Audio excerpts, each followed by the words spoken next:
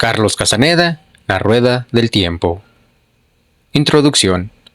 Esta serie de citas han sido especialmente seleccionadas a partir de los 8 primeros libros que escribí sobre el mundo de los chamanos del México antiguo.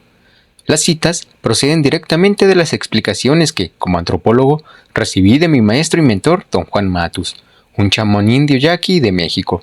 Don Juan pertenecía a un linaje de chamanes cuyos orígenes se remontaban hasta los chamanes que vivieron en México en tiempos antiguos. Don Juan me introdujo a su mundo de la manera más eficaz que pudo, un mundo que era, naturalmente, el de aquellos chamanes de la antigüedad. Don Juan estaba, por tanto, en una posición clave. Conocía la existencia de otros ámbitos de la realidad, un ámbito que no era ni ilusorio ni producto de los caprichos de la fantasía. Para don Juan y para el resto de sus compañeros chamanes, que eran 15, el mundo de los chamanes de la antigüedad era tan real y pragmático como cualquier otra cosa. Este libro empezó como un sencillo intento de recopilar una serie de descripciones, dichos e ideas procedentes de la sabiduría de aquellos chamanes que podrían ser una interesante fuente para leer y pensar. Pero cuando el trabajo estaba en marcha, se produjo un inesperado cambio de rumbo. Me di cuenta de que las citas en sí mismas estaban imbuidas de un ímpetu extraordinario. Revelaban una línea encubierta de pensamientos que no se me habían hecho evidente hasta entonces, a la vez que señalaban la dirección que habían seguido las explicaciones de don Juan durante los 13 años que me guió como aprendiz. Las citas revelaban, mejor de lo que cualquier conceptualización podría hacerlo, una insospechada e invariable línea de acción que don Juan había seguido con el fin de fomentar y facilitar mi entrada en su mundo. Llegué a la certeza, más allá de toda especulación, de que si don Juan había seguido aquella línea, ese debía haber sido también el modo en que su propio maestro la había impulsado, a su vez, a entrar en el mundo de los chamanes. La línea de acción de don Juan Matus consistía en un intento deliberado de empujarme hacia lo que, según decía, era un sistema cognitivo diferente.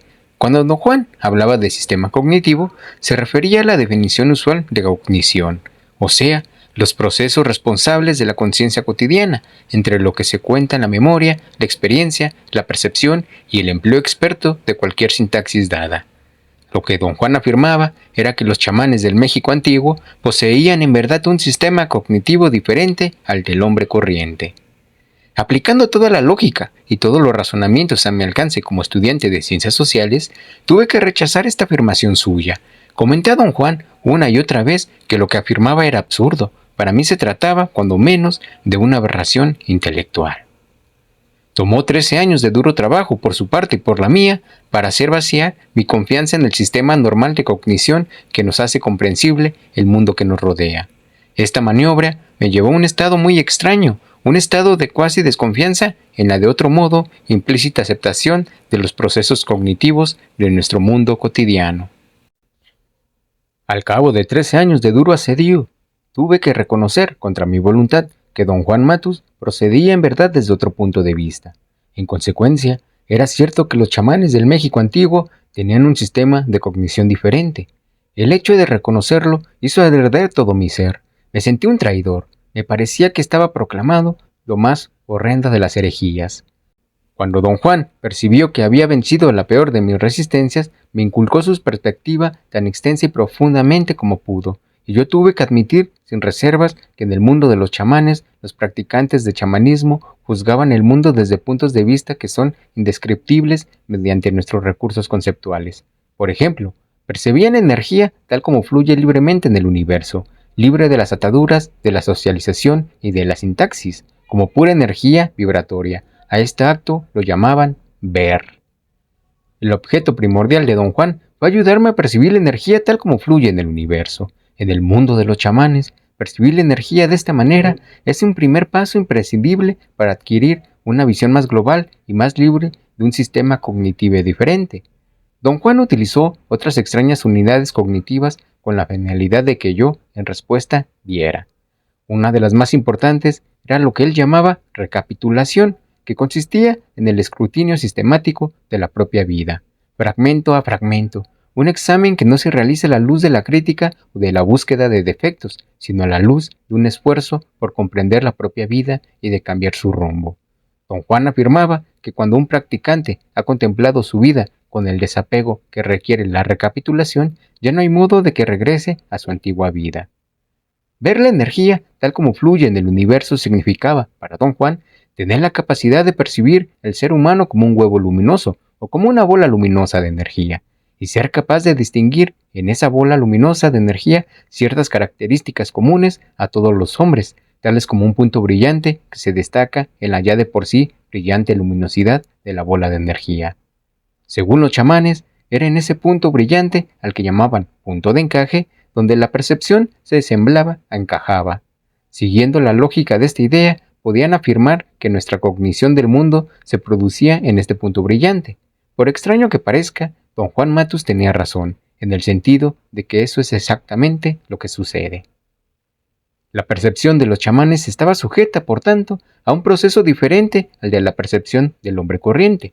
Los chamanes aseguraban que el hecho de percibir la energía directamente los conducía a lo que ellos calificaban de hecho energético. Llamaban hecho energético a una visión que era consecuencia de ver directamente la energía y que los llevaba a conclusiones definitivas e irreductibles. No era posible desvirtuarlas mediante la especulación o el intento de hacer que cupiera dentro de nuestro sistema de interpretación usual. Don Juan Matus sabía, sin rastro de duda, que lo que me contaba acerca del sistema cognitivo de los chamanes del México antiguo era una realidad. Entre otras cosas, don Juan era un nahual, lo que implicaba, según los practicantes del chamanismo, que era un líder nato. Una persona capaz de percibir hechos energéticos sin detrimento de su bienestar personal.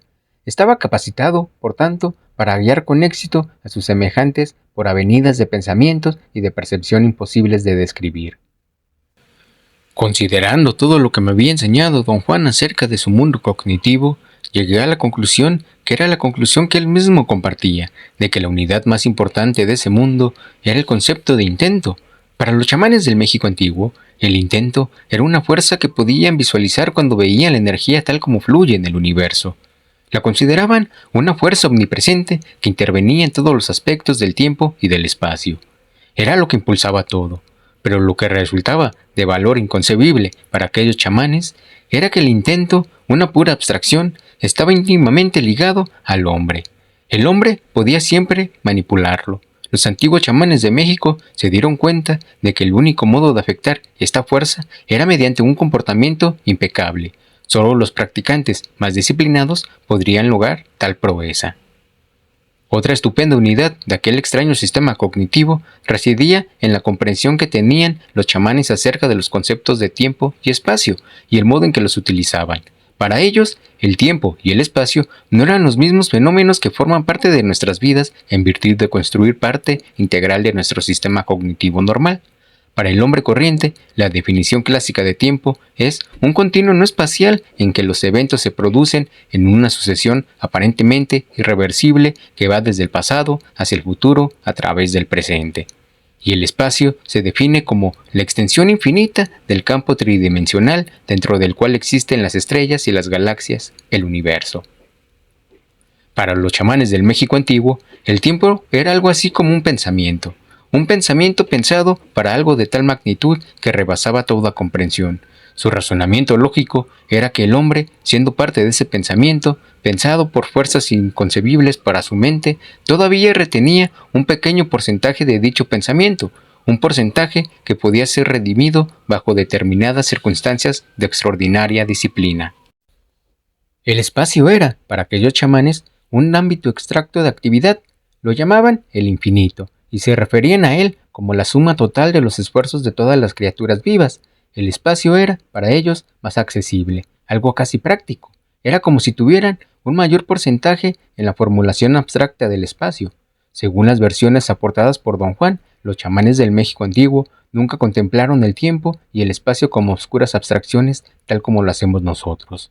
Para ellos, tanto el tiempo como el espacio, si bien incomprensibles en sus formulaciones, formaban parte integral del hombre.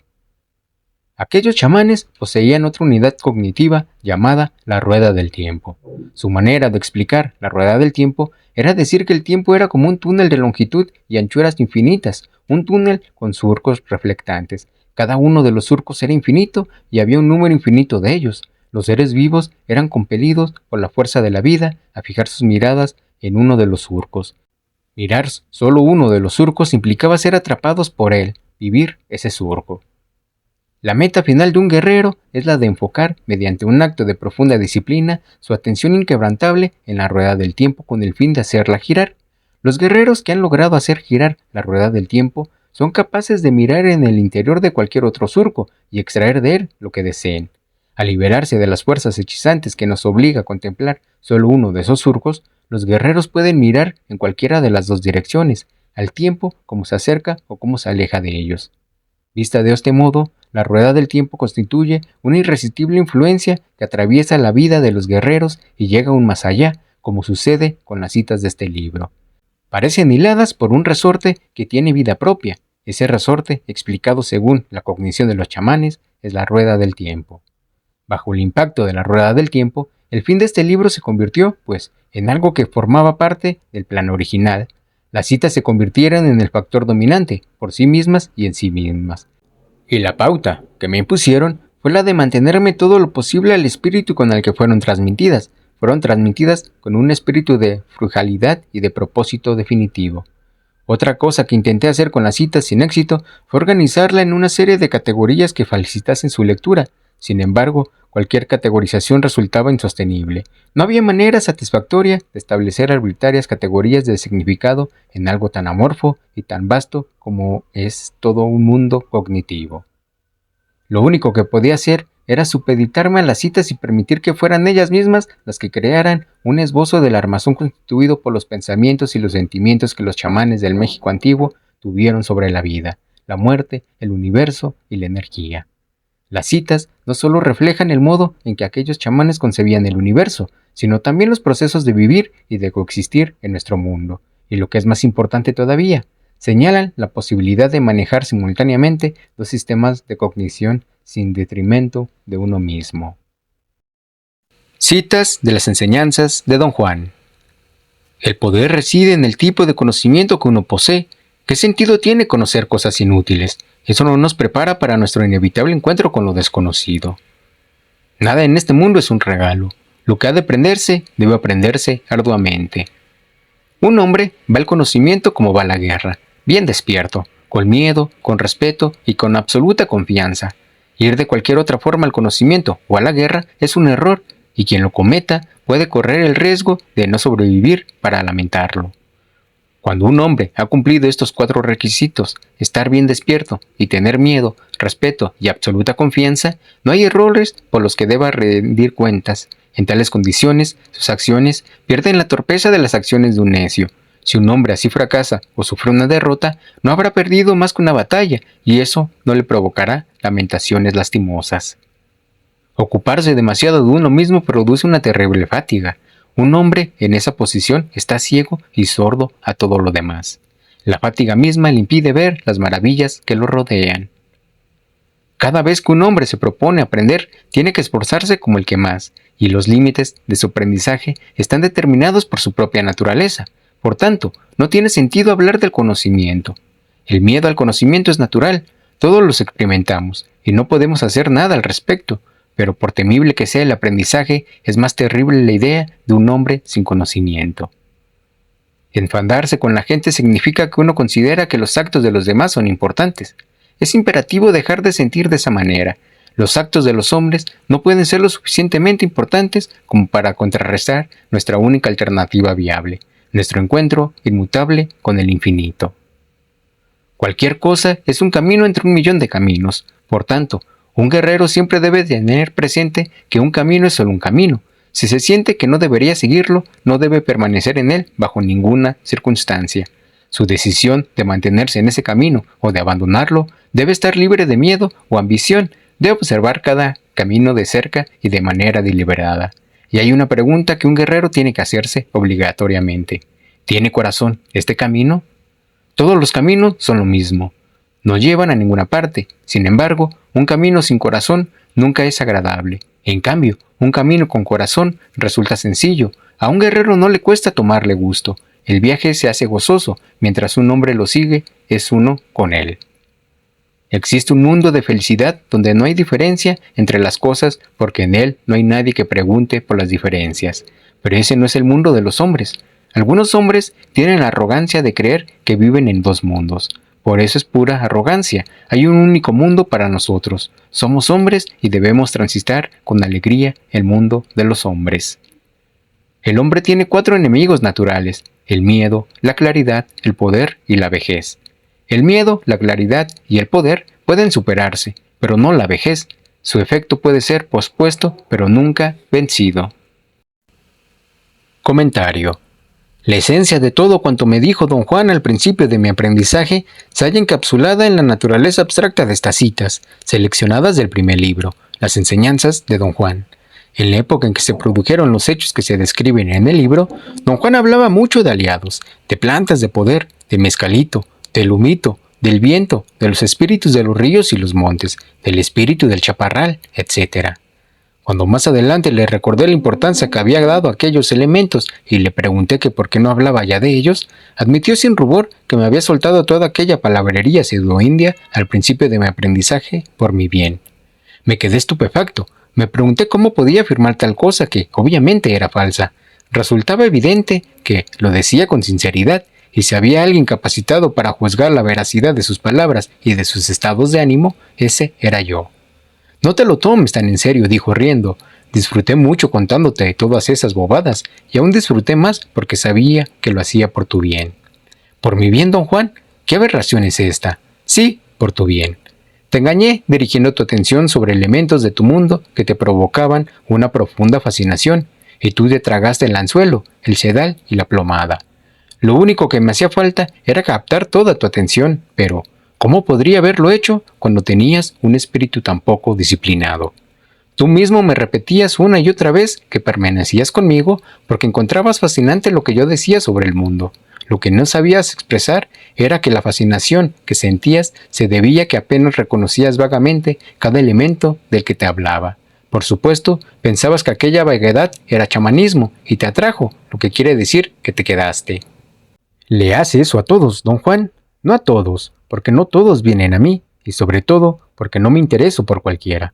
Estuve y estoy interesado en ti, solo en ti. Mi maestro, el Nahual Julián, me engañó de un modo similar. Me engañó a causa de mi sensualidad y mi avaricia. Me prometió conseguirme todas las mujeres bonitas que lo rodeaban y me prometió cubrirme de oro. Me prometió una fortuna y caí en la trampa. Todos los chamanes de mi linaje han sido engañados de ese modo desde tiempo inmemorial. Los chamanes de mi linaje no son maestros o gurús. Les importa un comino enseñar su conocimiento. Quieren herederos para su conocimiento, no gente vagamente interesada en su conocimiento por razones intelectuales.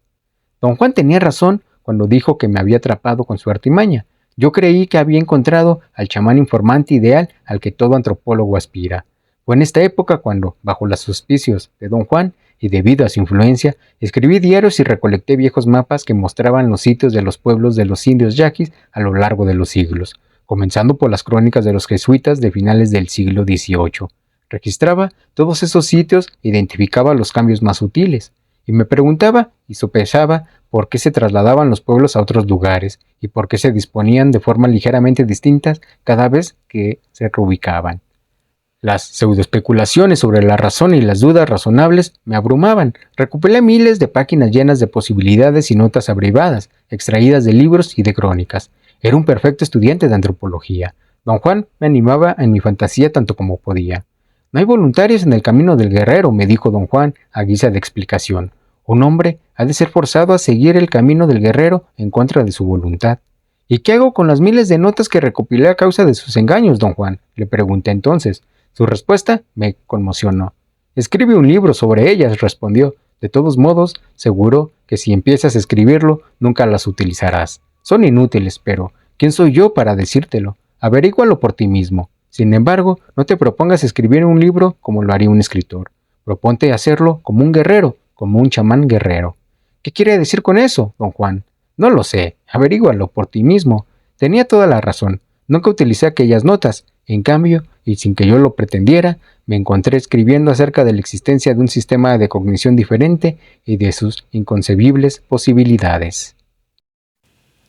Citas de una realidad aparte. Un guerrero sabe que es solo un hombre. Su único pesar es que su vida es tan corta que no le permite hacer todas las cosas que quisiera. Pero, para él, eso no es un problema, es solo una lástima. Sentirse importante lo hace uno pesado, torpe y banal. Para ser un guerrero se necesita ser liviano y fluido. Cuando los seres humanos se ven como campos de energía, parecen fibras de luz, como telarañas blancas, con hebras muy finas que circulan desde la cabeza hasta la punta de los pies. De ese modo, ante el ojo del vidente, un hombre aparece como un huevo de fibras que circulan, y sus brazos y piernas son como cerdas luminosas que brotan en todas direcciones. El vidente ve que cada hombre está en contacto con todo lo que le rodea, pero no a través de sus manos, sino mediante un montón de largas fibras que brotan en todas direcciones desde el centro de su abdomen. Esas fibras unen al hombre con lo que le rodea, conservan su equilibrio, le dan estabilidad. Cuando un guerrero aprende a ver, ve que un hombre, ya sea mendigo o rey, es un huevo luminoso, y no hay manera de cambiar nada, o mejor dicho, ¿qué podría cambiarse en ese huevo luminoso? ¿Qué? Un guerrero nunca se preocupa de su miedo. En vez de eso, piensa en las maravillas de ver el flujo de la energía. El resto son adornos, adornos sin importancia. Solo un chiflado emprendería por cuenta propia la tarea de hacerse hombre de conocimiento. A un hombre cuerdo hay que engañarlo. Hay montones de gente que comentarían con gusto la tarea, pero esos no cuentan, casi siempre están rajados. Son como cántaros que por fuera se ven en buen estado, pero que comenzarían a gotear en el momento en que los someterías a presión y los llenaras de agua. Cuando un hombre no se preocupa por ver, las cosas le parecen más o menos la misma cada vez que mira al mundo. En cambio, cuando aprende a ver, ninguna cosa es igual cada vez que la ve, y sin embargo es la misma. Para el ojo de un vidente, un hombre es como un huevo. Cada vez que ve un mismo hombre, ve un huevo luminoso, pero no es el mismo huevo luminoso. Los chamanes del México antiguo dieron el nombre de aliados a una fuerza inexplicable que actuaban sobre ellos. Los llamaron aliados porque pensaron que podrían servirse de ellos para su satisfacción, un concepto que resultó ser casi fatal para aquellos chamanes, porque lo que ellos llamaban aliados son seres sin esencia corpórea que existen en el universo. Los chamanes de hoy en día los llaman seres inorgánicos. Preguntar cuál es la función de los aliados es como preguntar qué hacemos los hombres en el mundo. Aquí estamos, eso es todo. Y los aliados están aquí como nosotros, y puede que estuvieran antes que nosotros. El modo más eficaz de vivir es vivir como un guerrero. Puede que un guerrero piense y se preocupe antes de tomar una decisión, pero una vez que la ha tomado, prosigue su camino libre de preocupaciones o pensamientos. Todavía habrá millones de decisiones esperándolo. Ese es el camino del guerrero. Un guerrero piensa en su muerte cuando las cosas pierden claridad. La idea de la muerte es lo único que templa nuestro espíritu. La muerte está en todas partes. ¿Acaso esté en los faros de un coche que alumbran tras de nosotros desde lo alto de una colina distante? Pueden permanecer visibles por un rato y entonces desaparecer en la oscuridad como si las hubiera tragado la tierra, pero aparecer sobre otra colina y luego desaparecer de nuevo. Estas son las luces que lleva la muerte sobre su cabeza. La muerte se las pone por sombrero y se lanza al galope, ganándonos terreno, acercándose más y más. A veces apaga sus luces, pero la muerte nunca se detiene. Un guerrero primero debe saber que sus actos son inútiles y a pesar de ello proceder como si no lo supiera. Ese es el desatino controlado del chamán. Los ojos del hombre pueden realizar dos funciones. Una es ver la energía en general, tal como fluye en el universo, y la otra es mirar las cosas de este mundo. Ninguna de ellas es mejor que la otra. Sin embargo, educar los ojos para mirar es un lamentable e innecesario desperdicio. Un guerrero vive de actuar, no de pensar en actuar ni de pensar que pensará cuando haya actuado. Un guerrero elige un camino con corazón, cualquier camino con corazón, y lo sigue, y luego se regocija y ríe, sabe, porque ve, que su vida se acabará demasiado pronto, sabe, porque ve, que nada es más importante que lo demás. Un guerrero no tiene honor, ni dignidad, ni familia, ni nombre, ni patria, solo tiene vida por vivir, y en tales circunstancias, su único vínculo con sus semejantes es su desatino controlado. Puesto que ninguna cosa es más importante que otra, un guerrero elige cualquier acto y lo actúa como si lo importara. Su desatino controlado le lleva a decir que lo que él hace importa y le lleva a actuar como si importara. Y sin embargo él sabe que no es así, de modo que, cuando completa sus actos, se retira en paz, sin preocupación en absoluto de sus actos fueron buenos o malos, si dieron resultado o no. Un guerrero no puede optar por permanecer totalmente impasible y no actuar jamás, y comportarse como si realmente le importara ser impasible. también eso sería genuinamente correcto, pues también ese sería su desatino controlado. No hay vacío en la vida de un guerrero, todo está lleno a rebosar, y todo es igual. El hombre corriente se preocupa demasiado por querer a otros o por querer ser querido por los demás. Un guerrero quiere, eso es todo. Quiere lo que se le antoja o a quien se le antoja, sin más, porque sí. Un guerrero acepta la responsabilidad de sus actos, hasta del más trivial de sus actos. El hombre corriente actúa según sus pensamientos y nunca asume la responsabilidad por lo que hace. El hombre corriente es un ganador o un perdedor, y dependiendo de ello, se convierte en perseguidor o en víctima. Estas dos condiciones prevalecen mientras uno no ve. Ver disipa la ilusión de la victoria, la derrota o el sufrimiento. Un guerrero sabe que espera y sabe lo que espera, y mientras espera no desea nada, y así cualquier cosa que recibe, por pequeña que sea, es más de lo que puede tomar. Si necesita comer, encuentra el modo porque no tiene hambre. Si algo lo lastima su cuerpo, encuentra el modo de prepararlo porque no tiene dolor. Tener hambre o tener dolor significa que el hombre no es un guerrero, y las fuerzas de su hambre y de su dolor lo destruirán. Negarse a sí mismo es una entrega. Entregarse a la negación es, con mucho, la peor de las entregas. Nos fuerza a creer que estamos haciendo algo valioso, cuando de hecho solo estamos fijos dentro de nosotros mismos. El intento no es un pensamiento, ni un objeto, ni un deseo. El intento es lo que puede hacer triunfar a un hombre cuando sus pensamientos le dicen que está derrotado. Actúa aún a pesar de que el guerrero se haya entregado. El intento es lo que lo hace invulnerable. El intento es lo que envía a un chamán a través de una pared, a través del espacio, al infinito. Cuando un hombre se abarca en el camino del guerrero, poco a poco se va dando cuenta de que la vida ordinaria ha quedado atrás para siempre. Los medios del mundo ordinario ya no le sirven de sostén y debe adoptar un nuevo modo de vida para sobrevivir. Cada pizca de conocimiento que se convierte en poder tiene a la muerte como fuerza central. La muerte da el toque definitivo. Todo lo que la muerte toca, en verdad se vuelve poder. Solo la idea de la muerte da al hombre el desapego suficiente para ser capaz de no abandonarse a nada. Un hombre así sabe que su muerte lo está acechando y que no le dará tiempo para aferrarse a nada, así que prueba sin ansias todo de todo. Somos hombres y nuestro destino es aprender y ser arrojados a mundos nuevos e inconcebibles. Un guerrero que ve la energía sabe que no hay fin a los nuevos mundos que se abren a nuestra visión. La muerte es un remolino. La muerte es una nube brillante en el horizonte.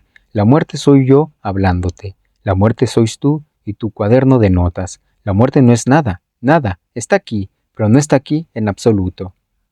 El espíritu de un guerrero no está hecho a la entrega y a la queja, ni está hecho a ganar o perder. El espíritu de un guerrero está hecho solo a la lucha, y cada lucha es la última batalla del guerrero sobre la tierra. Por eso el resultado le importa muy poco. En su última batalla sobre la tierra, el guerrero deja de fluir su espíritu libre y claro, y mientras entrega a su batalla, sabiendo que su intento es impecable, un guerrero ríe y ríe. Nos hablamos innecesariamente a nosotros mismos acerca de nuestro mundo. De hecho, mantenemos nuestros mundos con nuestro diálogo interno, y cuando dejamos de hablarnos sobre nosotros mismos y nuestro mundo, el mundo es siempre como debería ser.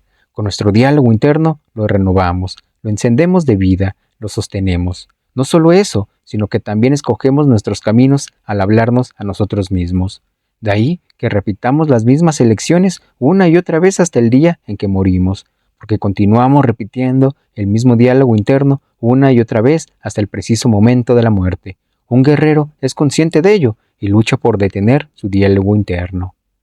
El mundo es todo lo que hay aquí encerrado, la vida, la muerte, la gente y todo lo demás que nos rodea. El mundo es incomprensible, jamás lo entenderemos, jamás desentrañaremos sus secretos, por eso debemos tratarlo como lo que es, un absoluto misterio. Las cosas que la gente hace no pueden, bajo ninguna condición, ser más importantes que el mundo, de modo que un guerrero trata el mundo como un misterioso interminable y lo que la gente hace como un desatino sin fin. Comentario.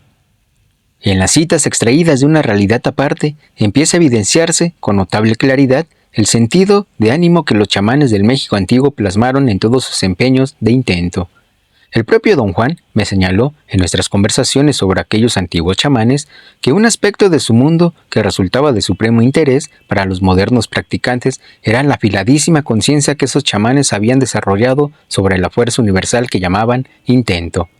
Explicaba que el vínculo que cada uno de esos hombres tenía con dicha fuerza era tan limpio y nítido que podían influir en tales cosas de placer.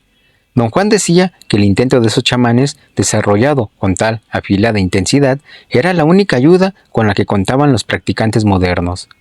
Lo expresó en términos más mundanos al decir que los practicantes modernos, si fueran honestos consigo mismos, estarían dispuestos a pagar cualquier precio por el hecho de vivir al amparo de un intento semejante.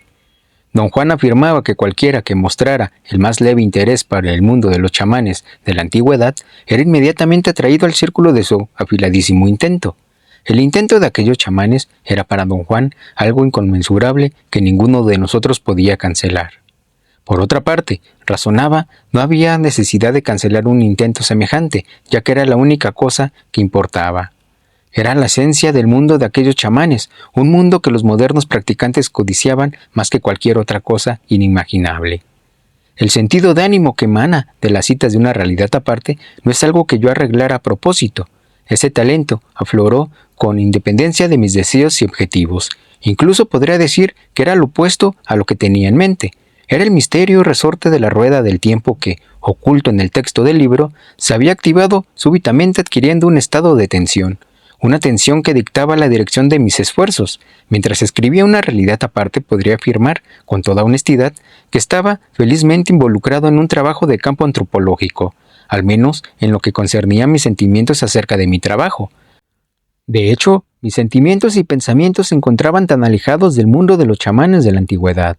Don Juan tenía una opinión diferente. Siendo un guerrero experimentado, sabía que yo no tenía ninguna posibilidad de sustraerme al magnetismo del intento que aquellos chamanes habían creado. Ya estaba inmerso en él, al margen de lo que creyera o deseara. Ese estado de cosas desencadenó en mí una ansiedad subconsciente. No era una ansiedad que pudiera definir o localizar. Ni siquiera estaba consciente de ella. Impregnaba mis actos sin darme la posibilidad de detenerme conscientemente en ella o de buscarle una explicación. Volviendo la vista atrás, solo puedo decir que estaba mortalmente asustado, aunque no podía determinar qué era lo que me asustaba. Intenté analizar muchas veces esa sensación de temor, pero inmediatamente me sentí fatigado, aburrido. Al momento encontraba infundadas y superfluas mis indagaciones, y terminaba abandonándolas. Le pregunté a don Juan sobre mi estado de ánimo. Quería su consejo, su opinión. Solo estás asustado, dijo, eso es todo. No busques razones misteriosas para tu miedo. La razón misteriosa está justo delante de ti, a tu alcance. Es el intento de los chamanes del México antiguo. Estás tratando con su mundo, y ese mundo te muestra su rostro de vez en cuando. Por supuesto, no soportas esa visión. Tampoco yo podía soportarlo en mi época. Ninguno de nosotros la podía soportar. Me está hablando con enigmas, don Juan. Sí, de momento. Algún día te resultará claro. Por ahora, es una estupidez intentar hablar de ello o darte explicaciones. Nada de lo que estoy intentando mostrarte tendría sentido. Cualquier banalidad inconcebible tendría infinitamente más sentido para ti en ese momento. Don Juan tenía razón. Todos mis temores estaban provocados por una banalidad de la que me avergonzaba. Entonces, y todavía me avergüenzo ahora, tenía miedo a ser poseído por el demonio. Tales temores me habían sido inculcados desde una edad muy temprana. Cualquier cosa inexplicable era, naturalmente, algo diabólico, algo maligno que buscaba destruirme. Cuanto más profundas eran las explicaciones de don Juan acerca del mundo de los antiguos chamanes, mayor era mi sensación de que necesitaba protegerme. Esas sensaciones no era algo que pudiera expresarse con palabras, más que con una necesidad de proteger al yo. Se trataba de la necesidad de proteger la veracidad e innegable valor del mundo en el que vivimos los seres humanos. Mi mundo era para mí el único mundo reconocible. Si ese mundo era amenazado, se producía en mí una reacción inmediata, una reacción que se manifestaba en una clase de miedo que nunca sabré explicar. Un miedo que hay que haber sentido para poder captar su inmensidad. No era miedo a la muerte o el dolor. Era más bien algo inconmensurablemente más profundo que eso. Era tan profundo que cualquier practicante de chamanismo sería incapaz tan siquiera de conceptualizarlo. Has llegado, tras un rodeo, a ponerte justo enfrente del guerrero, dijo don Juan. Por aquel entonces ponía muchísimo énfasis en el concepto de guerrero. Decía que ser un guerrero era, por supuesto, mucho más que un mero concepto. Era un modo de vida, y ese modo de vida era lo único que podía detener el miedo y el único canal del que podía servirse un practicante para dejar circular libremente el flujo de su actividad. Sin el concepto de guerrero era imposible superar los obstáculos del camino del conocimiento. Don Juan definía al guerrero como un luchador por excelencia.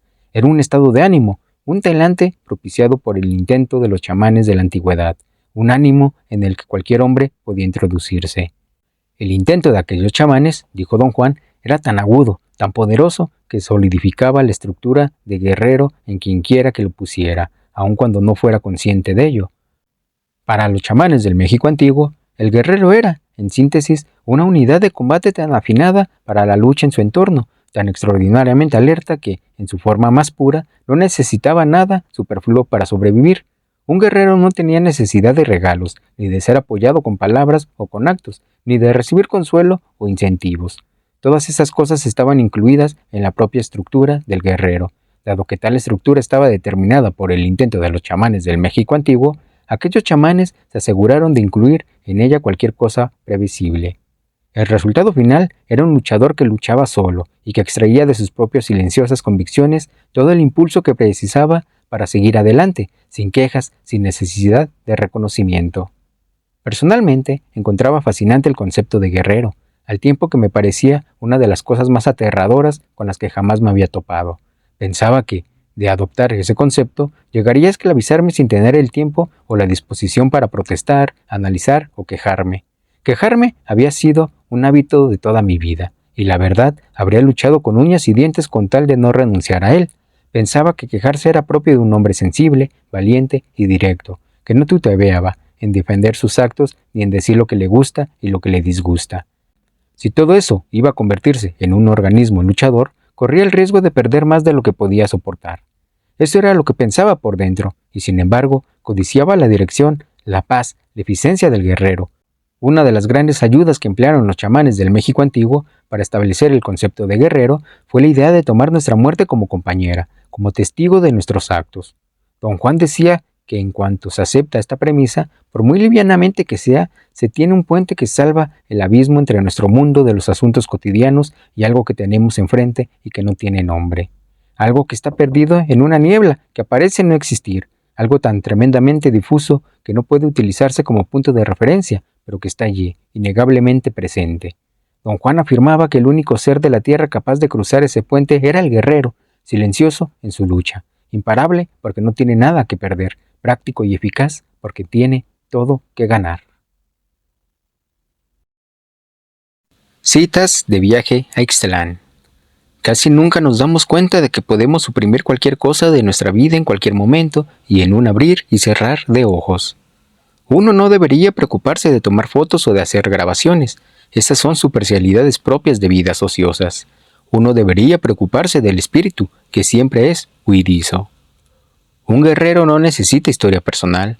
Un día descubre que ya no le es necesaria y la abandona.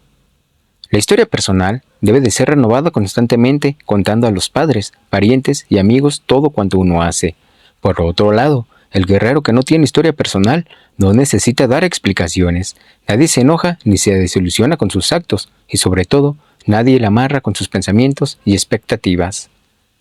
Cuando nada se da cierto, permanecemos alerta, permanentemente de puntillas. Es más emocionante no saber detrás de qué matorral saltará la liebre que comportarnos como si lo supiéramos todo.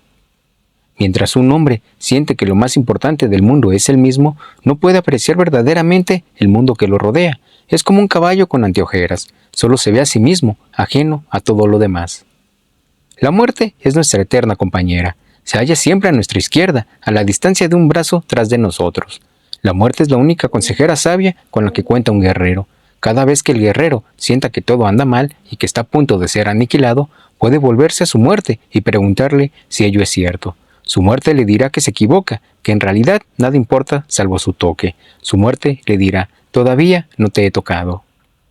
Cuando un guerrero decide hacer algo, debe ir hasta el final, aceptando la responsabilidad de lo que hace, haga lo que haga. Primero debe saber por qué lo hace y luego seguir adelante con sus acciones, sin dudas ni remordimientos. En un mundo donde la muerte es el cazador, no hay tiempo para dudas ni lamentos, solo hay tiempo para decisiones. No importa cuáles sean las decisiones, nada puede ser más serio o menos serio que lo demás. En un mundo donde la muerte es el cazador, no hay decisiones grandes o pequeñas, solo hay decisiones que un guerrero toma a la vista de su muerte inevitable. Un guerrero debe aprender a ponerse al alcance, o fuera del alcance, en el punto justo.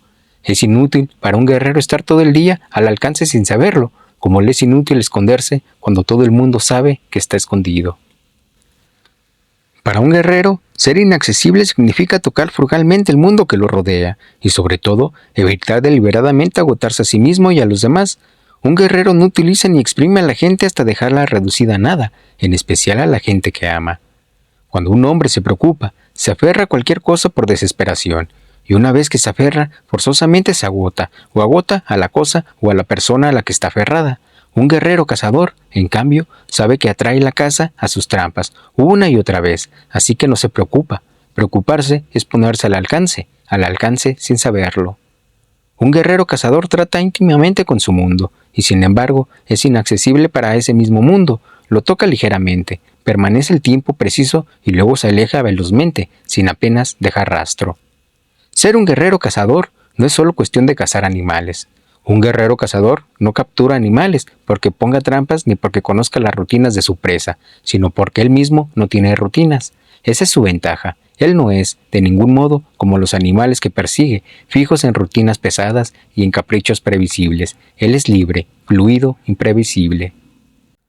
Para el hombre corriente, el mundo es extraño porque, cuando no se aburre de él, está enemistado con él. Para un guerrero, el mundo es extraño porque es estupendo, pavoroso, misterioso, insondable.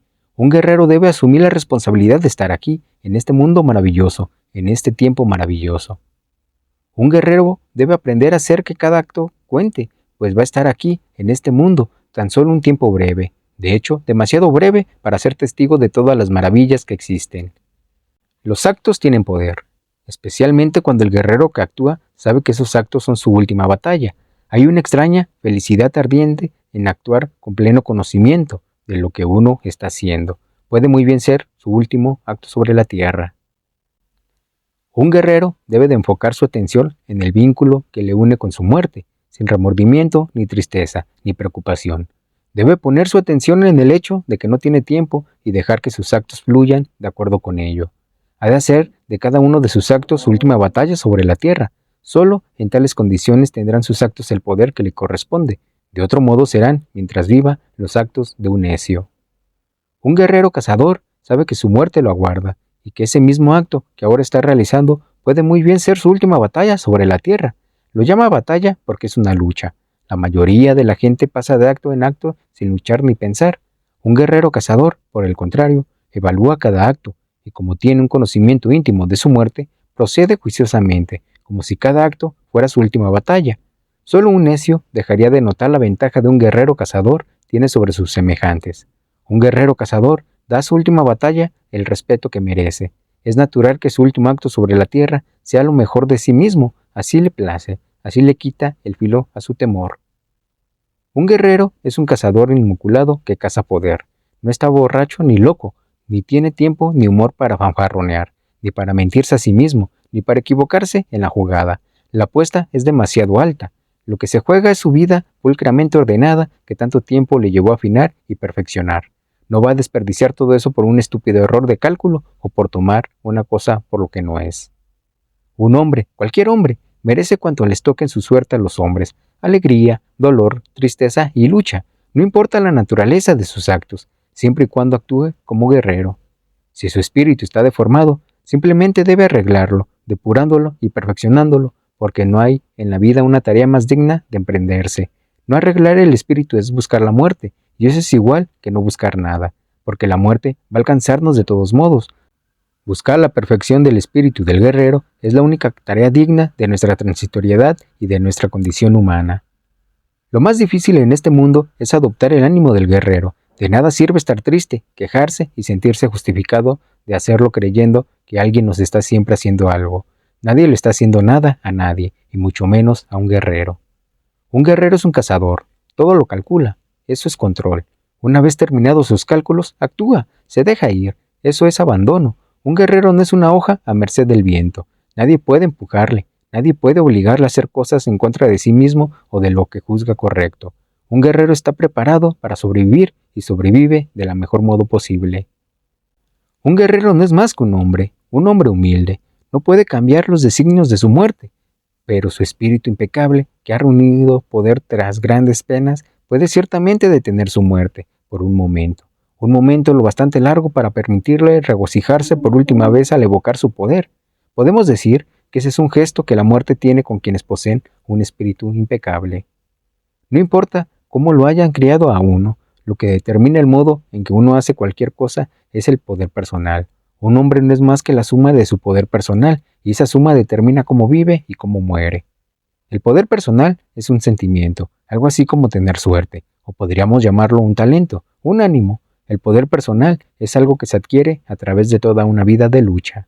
Un guerrero actúa como si supiera lo que hace, cuando en realidad no sabe nada.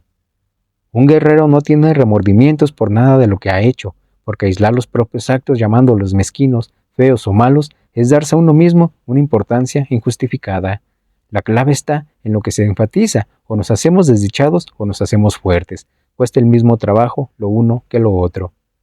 Desde el momento en que nacemos, la gente nos dice que el mundo es esto y aquello, y de tal y cual manera. Naturalmente, no tenemos otra opción más que aceptar que el mundo es de la forma en que la gente nos ha estado diciendo que es.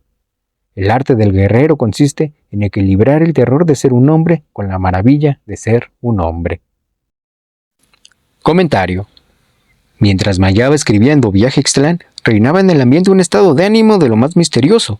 Don Juan Matus estaba aplicando algunas medidas extremadamente prácticas a mi conducta cotidiana.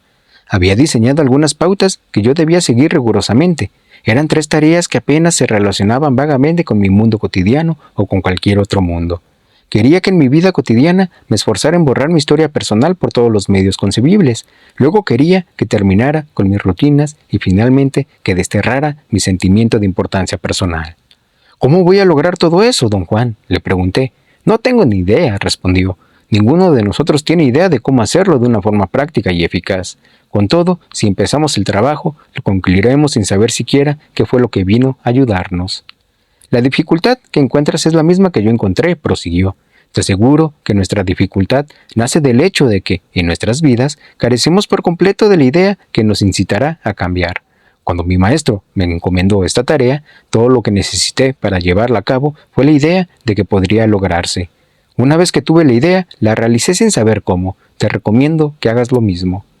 Me lancé a las quejas más retorcidas, argumentando que yo era un científico social acostumbrado a directrices prácticas y consistentes, no a vaguedades que dependían más de soluciones mágicas que de medios prácticos. «Di lo que quieras», me respondió don Juan riéndose. «Cuando termines de quejarte, olvida tus remilgos y haz lo que te he dicho que hagas». Don Juan tenía razón. Todo lo que necesité, o mejor dicho, lo único que necesitó una parte no evidente y misteriosa de mí, fue la idea. El yo que había conocido durante toda mi vida necesitaba infinitamente más que una idea. Necesitaba entrenamiento, estímulo, dirección. Me sentí tan intrigado por mi éxito que la tarea de borrar mis rutinas, perder mi importancia personal y abandonar mi historia personal se convirtió en un auténtico placer. «Estás justo frente del camino del guerrero», dijo don Juan, a modo de explicación por mi misterioso logro. Don Juan había guiado lenta y metódicamente mi conciencia para que se enfocara cada vez más intensamente en una elaboración abstracta del concepto de guerrero, una elaboración que llamaba el camino del guerrero o la senda del guerrero. Me explicó que el camino del guerrero era un armazón de ideas establecidas por los chamanes del México antiguo. Tal construcción derivaba de la capacidad que tenían aquellos chamanes de ver la energía como fluye libremente en el universo. Por esa razón, el camino del guerrero era un soberbio conglomerado de hechos energéticos, de verdades irreductibles, determinadas exclusivamente por la dirección del flujo de energía del universo. Don Juan afirmaba categóricamente que no había nada en esa estructura que pudiera objetarse, nada que pudiera ser cambiado. Era una estructura perfecta en sí misma y por sí misma, y cualquiera que seguía ese camino se veía acorralado por hechos energéticos que no admitían discusiones ni especulaciones acerca de su función o valía. Don Juan decía que aquellos antiguos chamanes lo llamaron el camino del guerrero, porque su estructura abarcaba todas las posibilidades vitales que un guerrero podía hallar en la senda del conocimiento. Aquellos chamanes fueron absolutamente meticulosos y metódicos en la búsqueda de tales posibilidades. De hecho, según don Juan, fueron capaces de incluir en su estructura abstracta todo lo humanamente posible. Don Juan comparaba el camino del guerrero con una estructura, siendo cada uno de los elementos de esa estructura un dispositivo de sostensión cuya única función consistía en sostener la psique del guerrero en su papel de chamán iniciado, y así facilitar sus movimientos y dotarlos de significado. Afirmaba, de manera inequívoca, que el camino del guerrero era una construcción esencial sin la cual los chamanes iniciados naufragarían en la inmensidad del universo. Don Juan decía que el camino del guerrero era la obra maestra de los chamanes del México antiguo, lo consideraba su aporte más importante, la esencia de su sobriedad. ¿Es el camino del guerrero tan abruptamente importante, don Juan?, le pregunté en una ocasión. Decir abrumadoramente importante es un eufemismo. El camino del guerrero lo es todo, es el arquetipo de la salud física y mental. No puedo explicarlo de ningún otro modo. El hecho de que los chamanes del México antiguo creasen una estructura así significa para mí que habían alcanzado la cima de su poder, la cumbre de su felicidad, la cúspide de su júbilo. Dado el nivel de aceptación o rechazo pragmático en el que me creía sumergido en aquella época, abrazar completamente y sin prejuicios la senda del guerrero me resultaba poco menos que una imposibilidad. Cuando más hablaba don Juan de la senda del guerrero, más intensa era mi sensación de lo que realmente maquinaba era derrumbar todo mi equilibrio. Don Juan me guiaba, por tanto, de un modo encubierto. Sin embargo, su guía se evidencia con meridiana claridad en las citas extraídas de Viajextlán. Don Juan se había abalanzado velozmente sobre mis pasos agigantados sin que yo me diera cuenta, hasta que repentinamente sentí su aliento en la nuca. Pensaba una y otra vez que me hallaba a punto de aceptar de buena fe la existencia de otro sistema cognitivo, o por el contrario, me sentí tan absolutamente indiferente que no me importaba que ocurriera de una forma u otra. Por supuesto, siempre existía la posibilidad de salir huyendo de todo aquello, pero eso no era una opción sostenible. De un modo u otro, la ayuda de don Juan, o bien mi intenso uso del concepto del guerrero, me había endurecido hasta el punto de que no tenía ya tanto temor. Estaba atrapado, pero en realidad eso no cambiaba nada. Todo lo que sabía era que estaría allí con don Juan hasta el final. Citas de relato de poder. La confianza del guerrero no es la confianza del hombre corriente. El hombre corriente busca la certeza en los ojos del espectador y llama a eso confianza en sí mismo. El guerrero busca la impecabilidad en sus propios ojos y llama a eso humildad. El hombre corriente está enganchado a sus semejantes, mientras que el guerrero solo está enganchado al infinito. Hay montones de cosas que un guerrero puede hacer en un determinado momento y que no habría podido hacer años antes. Esas cosas no cambiaron, lo que cambió fue su idea de sí mismo. El único camino posible para un guerrero es actuar consistentemente y sin reservas. En un momento dado, sabe lo suficiente del camino del guerrero como para actuar en consecuencia, pero sus viejos hábitos y rutinas pueden interponerse en su camino. Para que un guerrero tenga éxito en cualquier empresa, el éxito debe llegar suavemente, con mucho esfuerzo, pero sin tensión ni obsesiones. Es el diálogo interno lo que ata a la gente al mundo cotidiano. El mundo es de tal y cual manera solo porque nos decimos nosotros mismos que es de tal y cual manera. El pasaje al mundo de los chamanes se abre cuando el guerrero ha aprendido a parar su diálogo interno. Cambiar nuestra idea del mundo es la clave del chamanismo, y parar el diálogo interno es la única forma de lograrlo.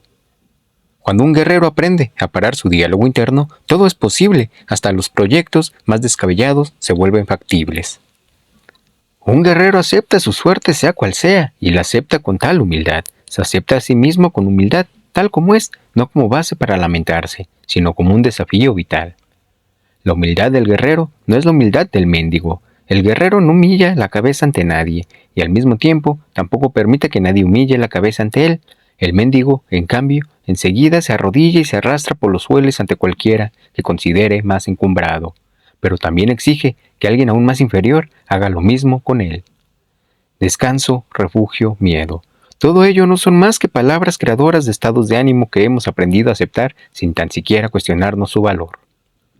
Nuestros semejantes son magos negros, y quien quiera que esté con ellos es también un mago negro, sin más. Piensa un momento, ¿puedes desviarte de la senda que tus semejantes han trazado para ti? Mientras permaneces con ellos, tus acciones y pensamientos están fijados para siempre en sus términos. Eso es esclavitud. El guerrero, en cambio, está libre de todo eso. La libertad es cara, pero el precio no es imposible de pagar, así que teme a tus captores, a tus amos. No desperdicies tu tiempo y tu poder en temer a la libertad. Lo malo de las palabras es que nos hacen sentirnos iluminados, pero cuando nos damos la vuelta para enfrentarnos al mundo, siempre nos fallan y terminamos enfrentándonos al mundo como siempre, sin iluminación. Por esta razón, un guerrero busca actuar en vez de hablar, y para ello obtiene una nueva descripción del mundo, una descripción en la que hablar no es tan importante y en la que los actos nuevos conllevan reflexiones nuevas. Un guerrero ya se considera muerto, así que no tiene nada que perder. Lo peor ya le ha pasado. Por tanto, se siente tranquilo y sus pensamientos son claros. Nadie que lo juzgue por sus actos o por sus palabras podría jamás sospechar que lo ha presenciado todo. El conocimiento es un asunto de lo más peculiar, especialmente para un guerrero. El conocimiento para un guerrero es algo que súbitamente llega, lo envuelve y luego sigue de largo.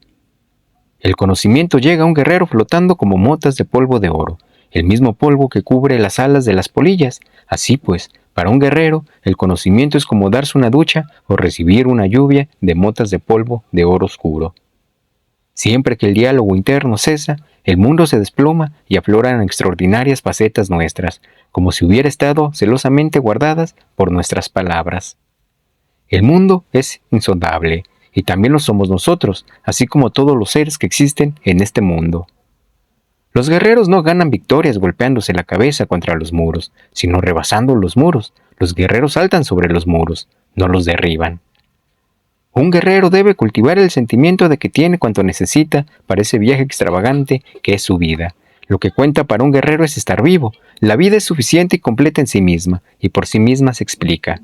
Por eso puedo decir, sin presunción, que la experiencia de las experiencias es estar vivo.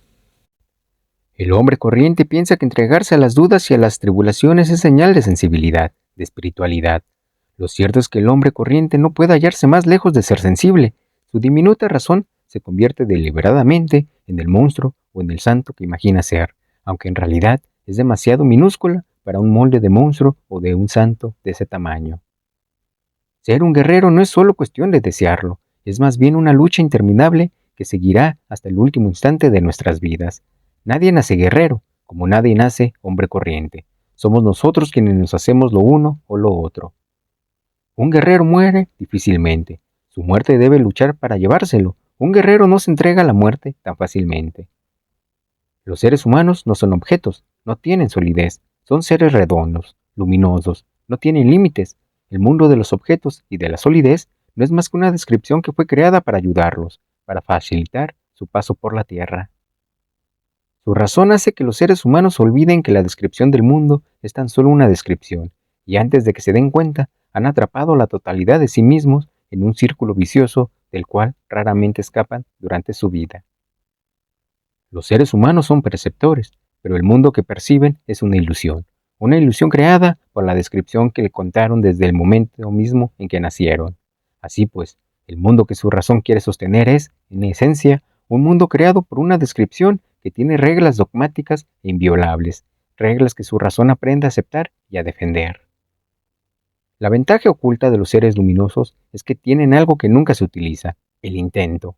La maniobra de los chamanes es la misma que la del hombre corriente. Ambos tienen una descripción del mundo. El hombre corriente la sostiene con su razón, el chamán con su intento. Ambas descripciones tienen sus reglas, pero la ventaja del chamán es que el intento abarca más que la razón. Solo como guerrero se puede soportar el camino del conocimiento. Un guerrero no puede aquejarse ni lamentar nada. Su vida es un desafío interminable y no hay modo de que los desafíos puedan ser buenos o malos. Los desafíos son simplemente desafíos. La diferencia básica entre un hombre corriente y un guerrero es que para un guerrero todo es como un desafío, mientras que para un hombre corriente todo es como una bendición o una maldición. La carta ganadora del guerrero es que cree sin creer, pero obviamente un guerrero no puede decir simplemente que cree y dejar las cosas ahí. Eso resultaría demasiado fácil. Solo creer, sin más, le libraría de examinar su situación. Siempre que un guerrero se implica con alguna creencia, lo hace porque esa es su elección. Un guerrero no cree, un guerrero tiene que creer. La muerte es el ingrediente indispensable del tener que creer. Sin la conciencia de la muerte, todo es ordinario, trivial. Solo porque la muerte lo acecha es por lo que un guerrero tiene que creer en el mundo, que es un misterio insondable. Tener que creer de este modo es la expresión de la más íntima predilección del guerrero. El poder pone siempre al alcance del guerrero un centímetro cúbico de suerte. El arte del guerrero consiste en ser permanentemente fluido para poderlo atrapar. El hombre corriente es consciente de todo solo cuando piensa que debería hacerlo. La condición de un guerrero, en cambio, es ser consciente de todo en todo momento. La totalidad de nosotros mismos es algo muy misterioso.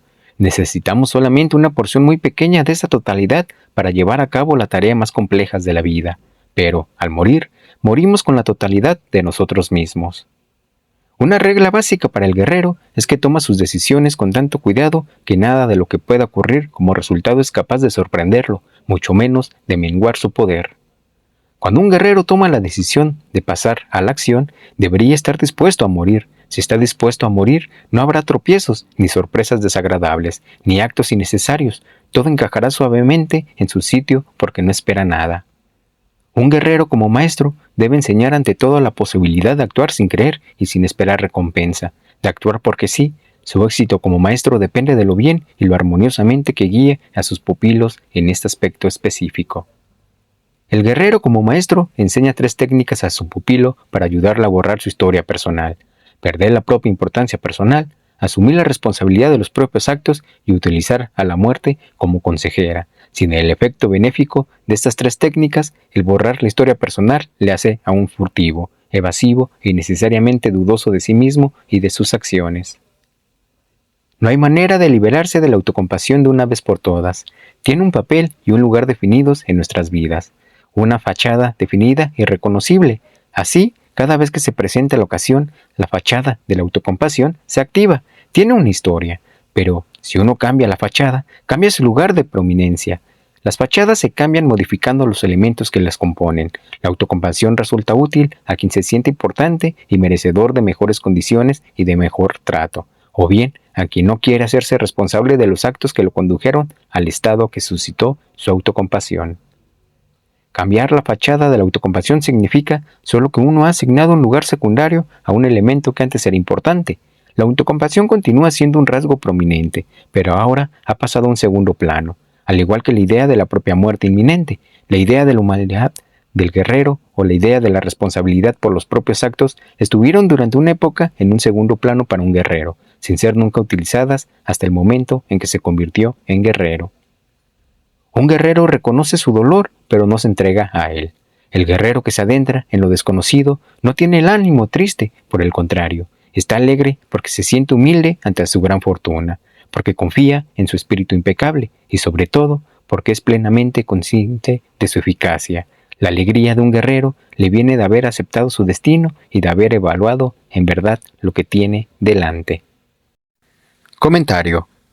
Relatos de poder lleva la marca de mi caída definitiva. En la época en la que tuvieron lugar los acontecimientos que se narran en el libro, sufrió una profunda sacudida emocional, la crisis del guerrero. Don Juan Matus abandonó este mundo dejando a sus 4 aprendices en él. Don Juan se dirigió a cada uno de esos aprendices y le asignó una tarea. A mí, aquella tarea me parecía un placebo que carecía del más mínimo significado en comparación con aquella pérdida. El hecho de no ver nunca más a Don Juan no podía ser aliviado por ninguna pseudotarea. Naturalmente, lo primero que hice fue suplicarle que me llevara con él. «No estás preparado todavía», respondió. «Seamos realistas». «Pero podría prepararme en un abrir y cerrar de ojos», le aseguré. «No lo dudo, estarías preparado, pero no para mí. Yo exijo una eficacia perfecta, exijo un intento impecable y una disciplina impecable. Tú aún no las tienes, los tendrás, te estás acercando, pero todavía no has llegado. Usted tiene el poder de llevarme, don Juan, aunque yo no esté a punto y sea perfecto. Supongo que sí, pero no lo haré porque sería un vergonzoso desperdicio. Lo perderías todo, créeme. No insistas, insistir no cabe en el mundo de los guerreros». Aquella afirmación bastó para detenerme, pero en mi fuero interno, sin embargo, anhelaba irme con él, eventualmente más allá de los límites de todo lo que conocía como normal y real. Cuando llegó el momento en que abandonó efectivamente el mundo, don Juan se convirtió en una especie de coloreada y vaporosa luminosidad. Era pura energía, fluyendo libremente en el universo. En ese momento, mi sensación de pérdida fue tan intensa que quise morir. Prescindí de todo lo que don Juan había dicho, y sin dudarlo, me arrojé a un precipicio. Pensaba que si hacía eso, don Juan estaría obligado a llevarme consigo y a salvar cualquier ápice de conciencia que me quedara, muerto y todo. Pero por razones que me resultaron inexplicables, tanto desde las premisas de mi cognición normal como desde la cognición del mundo de los chamanes, no morí. Me quedé solo en un mundo cotidiano, mientras que los 3 componentes de mi grupo se dispersaron por el mundo. era un desconocido para mí mismo, lo que hacía que mi soledad fuera más intensa que nunca. Me veía a mí mismo como un infiltrado, como una especie de espía que don Juan había dejado atrás, impelido por oscuras razones. Las citas tomadas del texto de Relatos de Poder muestran las cualidades conocidas del mundo, no del mundo de los chamanes, sino del mundo de la vida cotidiana, que es según don Juan tan rico y misterioso como el de los demás.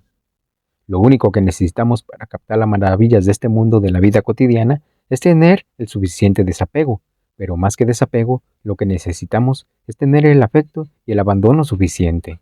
Un guerrero debe amar este mundo, me había advertido don Juan, para que este mundo que parece tan corriente se abra y revele sus maravillas. Cuando formuló esta afirmación, nos hallábamos en el desierto de Sonora. Es una sensación sublime, dijo, estar en este desierto maravilloso, contemplando sus picos escabrosos de aquello que parecen montañas y que en realidad son formaciones de lava de volcanes desaparecidos hace largo tiempo. Es una sensación gloriosa descubrir que algunas de esas pepitas de obsidiana se formaron a unas temperaturas tan elevadas que todavía conservan la marca de su origen. Tienen muchísimo poder. Es algo soberbio vagar sin rumbo por aquellos picos escarpados y encontrar súbitamente un trozo de cuarzo capaz de captar las ondas de radio. El único inconveniente de tan magnífico cuadro es que para penetrar en las maravillas de este mundo o en las maravillas de cualquier otro mundo, un hombre necesita ser un guerrero. Sereno, recogido, indiferente, templado por los embates de lo desconocido. Tú no tienes ese temple. Tu deber es, por tanto, buscar esa plenitud antes de poder siquiera hablar de aventurarte en el infinito. He pasado 35 años de mi vida buscando la madurez del guerrero. He ido a lugares que desafían toda descripción, buscando esa sensación de temple ante los embates de lo desconocido. Me fui discretamente, sin anunciarlo, y regresé del mismo modo. El trabajo de los guerreros es silencioso y solitario. Y cuando los guerreros se van o regresan, lo hacen tan inadvertidamente que nadie repara en ello. Buscar la madurez del guerrero de cualquier otro modo sería ostentoso y por tanto inadmisible. Las citas de Relato de Poder me trajeron vivamente el recuerdo de que el intento de los chamanes que vivieron en México en tiempos remotos seguían funcionando impecablemente. La rueda del tiempo se movía inexorablemente a mi alrededor, obligándome a mirar en surcos de lo que es posible hablar y mantener la coherencia.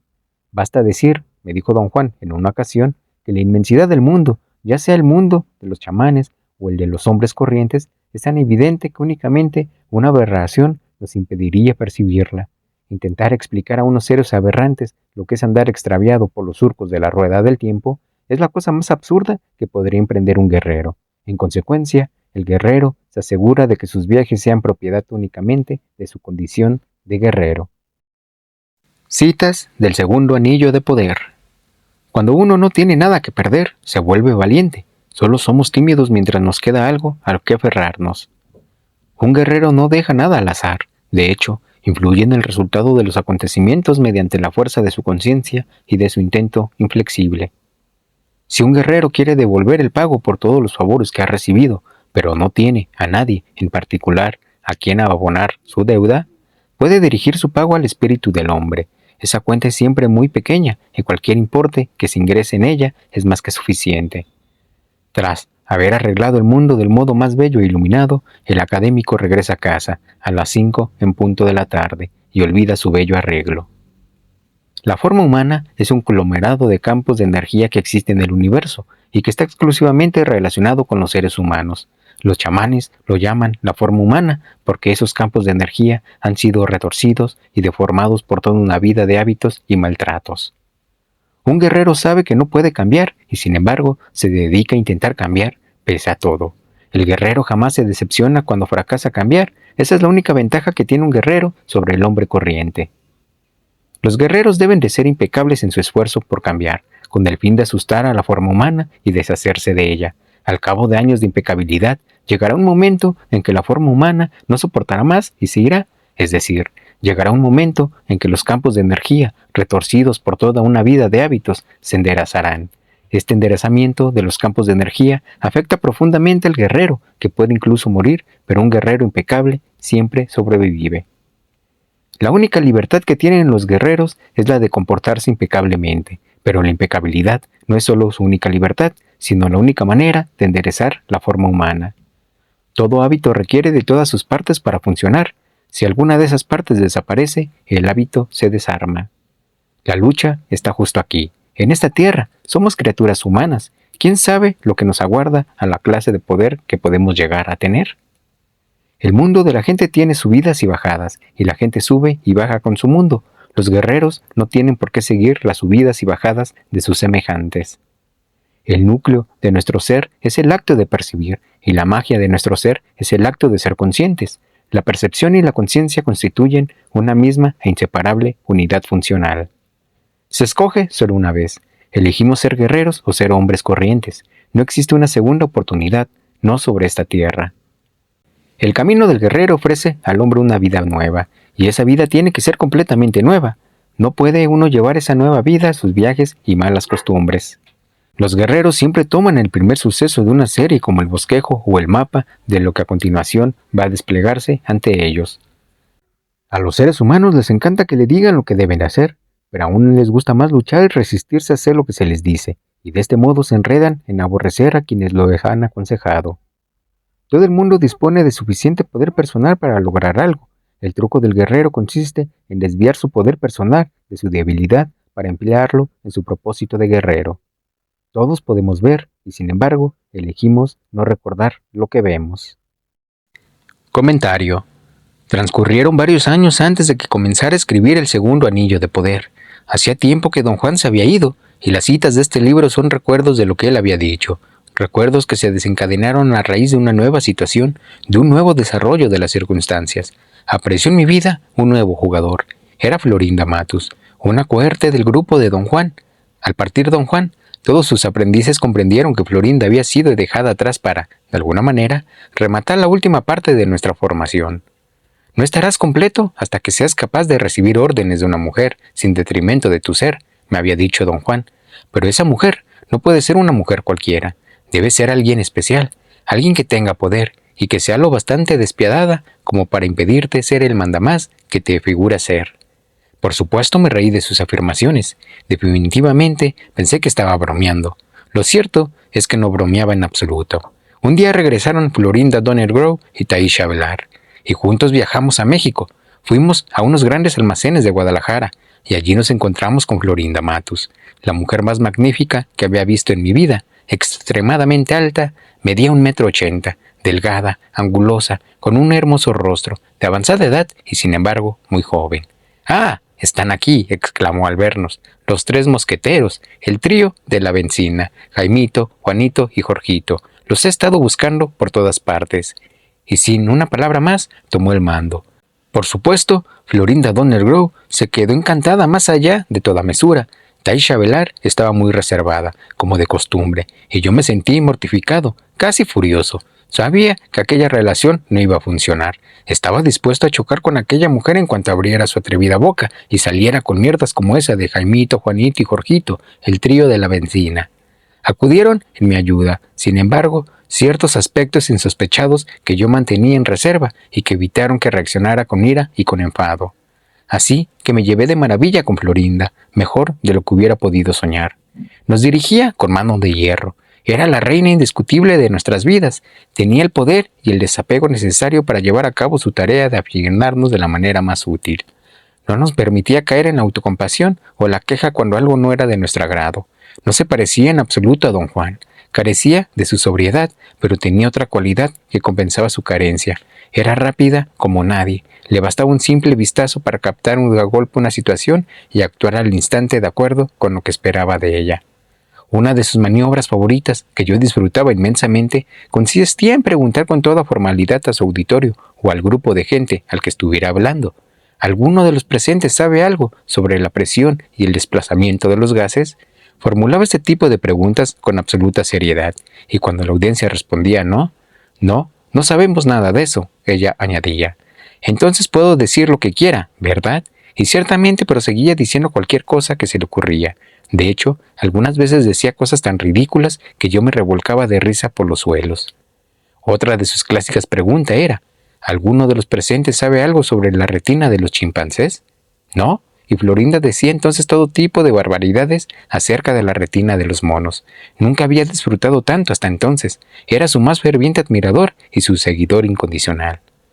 Una vez tuve una fístula en la cresta del hueso de la cadera, resultado de haberme caído años atrás por un barranco lleno de agujas de cactus. Me clavé 75 agujas por todo el cuerpo. Una de ellas no salió completamente, o bien quedaron restos de suciedad o residuos, y años más tarde me salió una fístula. No es nada, afirmó mi doctor. No es más que una bolsa de pus que hay que sacar. Es una operación muy simple. Tardaré solo unos minutos en realizarla. Lo consulté con Florinda y ella me dijo: eres el nahual, o te curas a ti mismo o te mueres. Nada de ambigüedades ni doble comportamiento. Si al nahual le tiene que operar un doctor es que ha perdido su poder. Un nahual muerto por una fístula, ¡qué vergüenza! Con la excepción de Florinda Donnergrow y Taisha Velar, el resto de los aprendices de Don Juan no tenían el menor interés por Florinda. Para ellos era una figura amenazadora, alguien que no les permitiría las libertades a las que se creían con derecho. Ella nunca la daba sus pseudoexhibiciones chamánicas y les obligaba a tener sus actividades cada vez que se desviaban del camino del guerrero. En el texto del segundo anillo de poder se manifiesta más que evidente esa pelea de los aprendices. Los demás aprendices de Don Juan eran una partida de descarriados, llenos de arrebatos egomaniáticos, cada cual tirando en su propia dirección, cada cual reafirmando su valía. Aunque Florinda Matus nunca estuvo en primera fila, todo lo que sucedió en nuestras vidas a partir de entonces estuvo profundamente influido por ella. Fue siempre una figura en segundo plano, sabia, divertida, despiadada. Florinda Donnergrow y yo aprendimos a amarla como nunca habíamos amado a nadie, y cuando se fue, legó su nombre, sus joyas, su dinero, su gracia y su savoir-faire a Florinda Donnergrow. Sentí que nunca podría escribir un libro sobre Florinda Matus, que si algún día alguien lo hacía, habría de ser Florinda Donnergrow, su legítima heredera, su hija entre las hijas. Al igual que Florinda Matus, yo no era más que una figura en segundo plano, puesto ahí por Don Juan para romper la soledad del guerrero y para disfrutar de mi estancia sobre la tierra. Citas del don del águila. El arte de ensoñar es la capacidad de utilizar los sueños ordinarios y transformarlos en conciencia controlada, en virtud de una forma especializada de atención denominada la atención de ensueño. El arte de acechar es un conjunto de procedimientos y actitudes que permiten a un guerrero extraer lo mejor de cualquier situación concebible. Lo recomendable para los guerreros es no tener cosas materiales en las que enfocar su poder, sino enfocarlo en el espíritu, en el verdadero vuelo o lo desconocido y no en trivialidades. Todo el que quiera seguir el camino del guerrero ha de liberarse de la compulsión de poseer cosas y de aferrarse a ellas. Ver es un conocimiento corporal. La preponderancia del sentido visual en nosotros influye en este conocimiento corporal y hace que parezca estar relacionado con los ojos. La pérdida de la forma humana es como una espiral. Le da a un guerrero la libertad de recordarse a sí mismo como un conglomerado de campos de energía enderezados, lo que a su vez le hace aún más libre. Un guerrero sabe que espera y sabe lo que espera, y mientras espera, deleita sus ojos en la contemplación del mundo. El logro definitivo de un guerrero es disfrutar con la alegría del infinito. El destino de un guerrero sigue un curso inalterable. El desafío consiste en cuán lejos puede llegar y cuán impecable puede ser dentro de esos rígidos confines. Cuando un guerrero deja de tener cualquier clase de expectativas, las acciones de la gente ya no le afectan. Una extraña paz se convierte en la fuerza que rige su vida. Ha adoptado uno de los conceptos de la vida del guerrero, el desapego.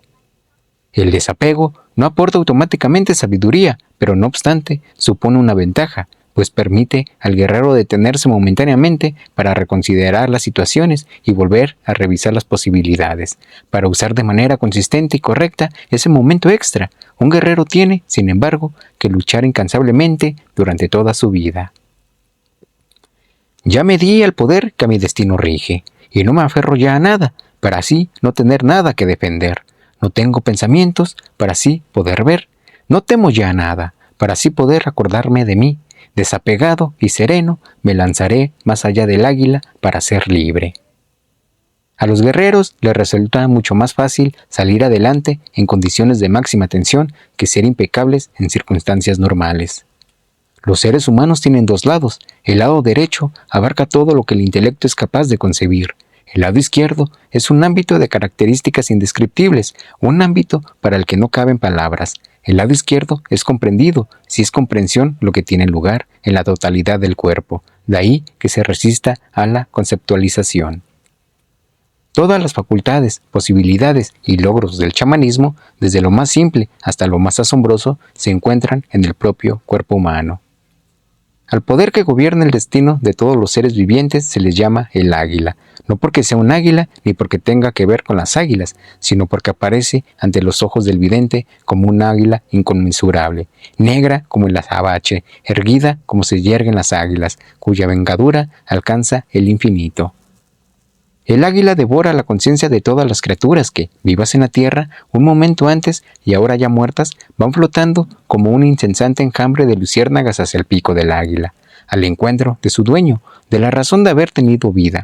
El águila desenreda esas minúsculas llamas, las tiene como un curtidor extiende una piel y después las consume, pues la conciencia es el sustento del águila. El águila, ese poder que gobierna los destinos de toda cosa viviente, refleja igualmente y a la vez todas esas cosas vivas. No hay lugar, por tanto, a que el hombre rehese el águila, le pida favores o espere misericordia. La parte humana del águila es demasiado insignificante como para conmover a la totalidad.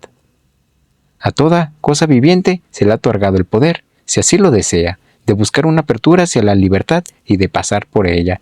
Es obvio para el vidente que ve esa apertura y para la criatura que pasan por ella que el águila ha otorgado ese don a fin de perpetuar la conciencia. Cruzar hacia la libertad no significa alcanzar la vida eterna en el sentido usual de eternidad, esto es, vivir por siempre. Ocurre más bien que los guerreros pueden conservar su conciencia, que normalmente se abandona al momento de morir. En el momento de cruzar, el cuerpo en su totalidad se inflama de conocimiento. Al instante, cada célula se torna consciente de sí misma y además consciente de la totalidad del cuerpo.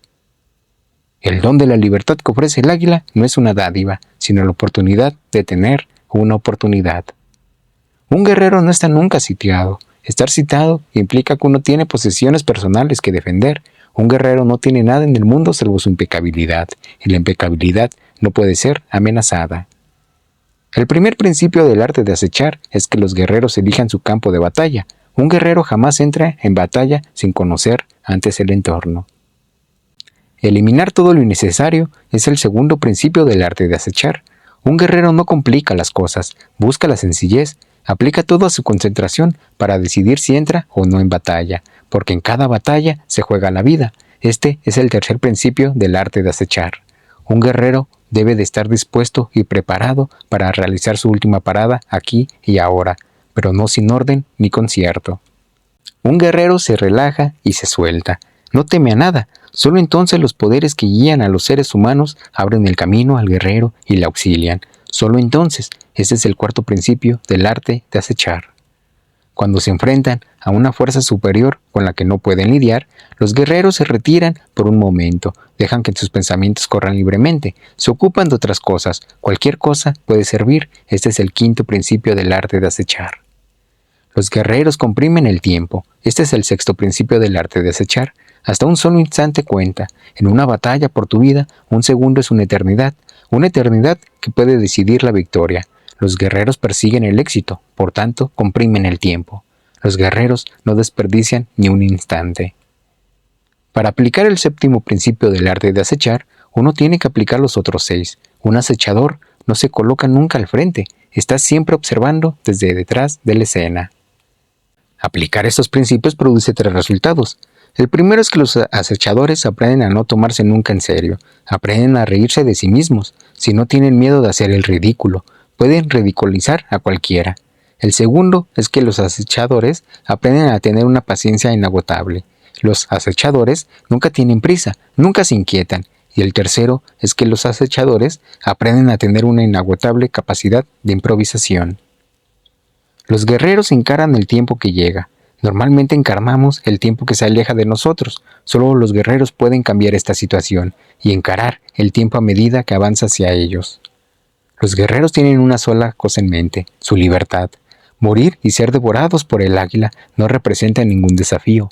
En cambio, escabullirse del águila y ser libre es la mayor de las audacias. Cuando los guerreros hablan de tiempo, no se refieren a algo que se mide por los movimientos del reloj. El tiempo es la esencia de la atención. Las emanaciones del águila están compuestas de tiempo, y propiamente hablando, cuando un guerrero entra en otros aspectos del ser, se está familiarizando con el tiempo. Un guerrero ya no puede llorar, y su única expresión de angustia es un estremecimiento que le viene desde las profundidades mismas del universo. Es como si una de las emanaciones del águila estuviera hecha de pura angustia, y cuando golpea al guerrero, su estremecimiento es infinito. Comentario. Al examinar las citas extraídas del don del águila, experimenté una sensación muy particular. Sentí inmediatamente que el firme resorte del intento de los antiguos chamanes de México seguía operando tan vivamente como siempre. Supe entonces, sin sombra de duda, que las citas de este libro estaban gobernadas por su rueda del tiempo. Supe también que así había sucedido en todo cuanto había hecho el pasado, como escribir el don del águila, y que así sigue sucediendo con todo lo que ahora tengo, como escribir este libro. Puesto que soy absolutamente incapaz de elucidar este hecho, mi única opción viable es aceptarlo humildemente. Los chamanes del México antiguo tenían otro sistema cognitivo en funcionamiento y todavía pueden afectarme hoy desde las unidades de ese sistema cognitivo de la manera más positiva y edificante. Gracias a los esfuerzos de Florinda Matus, que me embarcó en el aprendizaje de las más elaboradas variantes de las técnicas chamánicas diseñadas por los chamanes de la antigüedad, tales como la recapitulación, fui capaz de contemplar, por ejemplo, mis experiencias con Don Juan con una fuerza que nunca podría haber imaginado. El texto de mi libro, El don del águila, es el resultado de esas visiones que tuve de Don Juan Matus. Para Don Juan Matus, recapitular significaba revivir y reordenar de un simple barrido cualquier cosa en la vida de una persona. Él nunca se preocupó por minucias tales como elaborar variaciones de aquellas antiguas técnicas. Florinda, por el contrario, poseía una meticulosidad completamente diferente. Pasó meses enteros adiestrándome para que entrara en aspectos de la recapitulación que hoy en día todavía sería incapaz de explicar. Lo que estás experimentando es la vastedad del guerrero, me explicaba. Las técnicas existen, y que, lo que es de suprema importancia, es la persona que las usa y su deseo de llevarlas hasta el final. Recapitular a Don Juan en los términos de Florinda me produjo unas visiones de Don Juan extremadamente detalladas y significativas. Eran infinitamente más intensas que conversar con el propio Don Juan. Fue el pragmatismo de Florinda lo que me aportó asombrosas percepciones de posibilidades prácticas de las que el nahual Juan Matus no se había preocupado en absoluto. Siendo Florinda una mujer verdaderamente pragmática, no se hacía ilusiones acerca de sí misma ni tenía sueños de grandeza. Decía de sí que era como un labriego que no puede permitirse perder ni una sola vuelta del camino. Un guerrero debe de ir muy lentamente, recomendaba, y aprovechar todos los elementos disponibles de la senda del guerrero. Uno de los elementos más notables es la capacidad que todos tenemos, como guerreros, de enfocar nuestra atención con fuerza inquebrantable sobre los acontecimientos que hemos vivido. Los guerreros pueden enfocar su atención incluso sobre personas que nunca conocieron. El resultado final de esta profunda focalización es siempre el mismo. La escena se reconstruye. Aparecen patrones enteros de conducta, tanto los ya olvidados como los más nuevos, al alcance del guerrero. Inténtalo.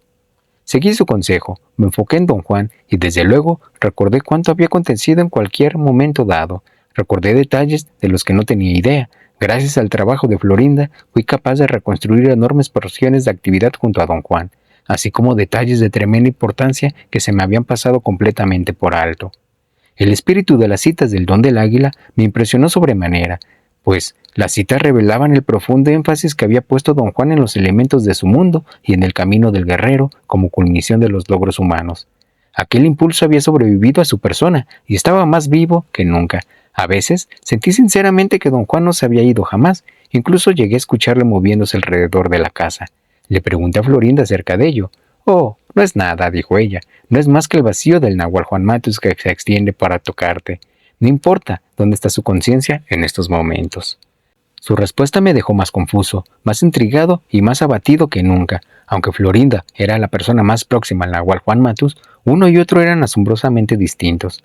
Una cosa que ambos compartían era el vacío de sus personas. No eran ya personas. Don Juan Matus no existía como persona, pero lo que existía en lugar de su persona era una colección de historias, cada una de ellas apropiadas para la situación que estuviera comentando. Unas historias didácticas y unos chistes que llevaban el sello de su sobriedad y de su frugalidad. Florinda era igual, tenía un sinfín de historias, pero sus historias trataban de la gente, eran como una forma elevada de chismorreo, un tipo de chismorreo que, debido a la impersonalidad de Florinda, alcanzaba niveles inconcebibles de eficacia y diversión. «Quiero que examines a un hombre que guarda un tremendo parecido contigo», me dijo un día. Quiero que lo recapitules como si lo hubieras conocido toda tu vida. Ese hombre desempeñó un papel trascendental en la formación de nuestro linaje. Su nombre era Elías, el Nahual Elías. Yo lo llamo el Nahual que perdió el paraíso. Cuenta la historia que el Nahual Elías fue adoptado por un sacerdote jesuita que le enseñó a leer, a escribir y a tocar el clavicordio. También le enseñó latín. El Nahual Elías podía leer las sagradas escrituras en latín con la misma soltura que cualquier erudito. Estaba destinado a ser sacerdote, pero era indio, y en aquellos tiempos los indios no tenían cabida en la jerarquía eclesiástica. Eran demasiado siniestros, demasiados oscuros, demasiados indios. Los sacerdotes provenían de la clase social más elevada, eran descendientes de españoles, con piel blanca y ojos azules, eran apuestos y presentables. En comparación, el Nahual Elías era un oso, pero luchó largamente, alentado por la promesa de su mentor de que Dios valería porque fuera aceptado en el sacerdocio. Siendo sacristán de la iglesia, donde su mentor oficiaba de párroco, un día entró en ella una auténtica bruja. Su nombre era Amalia. Dicen que era muy estrafalaria. Sea como fuere, el caso es que terminó seduciendo al pobre sacristán, que se enamoró tan profunda y desesperadamente de Amalia que acabó en la cabaña de un hombre nahual. Con el tiempo se convirtió en el Nahual Elías, un personaje digno de tener en cuenta, culto, instruido. El puesto de Nahual parecía haber sido hecho a su medida, le permitía el anonimato y la efectividad que se le había negado en el mundo. Era un ensoñador y tan bueno que llegaba a estados incorpóreos hasta los lugares más recónditos del universo. A veces incluso regresaba con objetos que había traído de su mirada por las líneas de su diseño, objetos que resultaban incomprensibles. Él los llamaba inventos. Tenía toda una colección de ellos. Quiero que enfoques tu atención de recapitulación en aquellos inventos, me ordenó Florinda. Quiero que acabes oliéndolos, sintiéndolos con tus manos, a pesar de que no los has visto nunca excepto a través de los que te estoy contando ahora. Enfocarse de este modo implica establecerse en un punto de referencia, como en una ecuación algebraica en la que se calcula algo jugando con un tercer elemento. Utilizando a otra persona como punto de corroboración, serás capaz de ver al Nahual Juan Matus con infinita claridad. El texto del libro El don del águila constituye una profunda revisión de lo que don Juan me hizo mientras estuvo en el mundo. Las visiones que tuve de don Juan gracias a mis nuevas habilidades de recapitulación, la utilización del Nahual Elías como punto de corroboración, fueron infinitamente más intensas que cualquiera de las que tuve de él mientras estuvo vivo. Las visiones de la recapitulación carecían de calidez de lo vivo, pero tenían en cambio la precisión y la exactitud de los objetos inanimados que uno puede examinar a placer. Citas del fuego interno. Uno no está completo sin tristeza ni añoranza, pues en ellas no hay sobriedad, no hay gentileza. La sabiduría sin gentileza y el conocimiento sin sobriedad son inútiles. El mayor enemigo del hombre es la importancia personal. Lo que lo debilita es sentirse ofendido por lo que hacen o dejen de hacer sus semejantes. La importancia personal requiere que uno pase la mayor parte de su vida ofendido por algo o alguien. Para seguir el camino del conocimiento, uno tiene que ser muy imaginativo. En el camino del conocimiento, nada es tan claro como nos gustaría que fuera. Si los videntes son capaces de mantenerse firmes al enfrentarse con los pinches tiranos, pueden ciertamente encarar lo desconocido impunemente, y entonces incluso pueden soportar la presencia de lo que no se puede conocer. Es natural pensar que un guerrero capaz de mantenerse firme ante el rostro de lo desconocido podrá ciertamente encarar impunemente a los pinches tiranos. Pero eso no es necesariamente así. Lo que destruyó a los magníficos guerreros de la antigüedad fue confiar en esa suposición.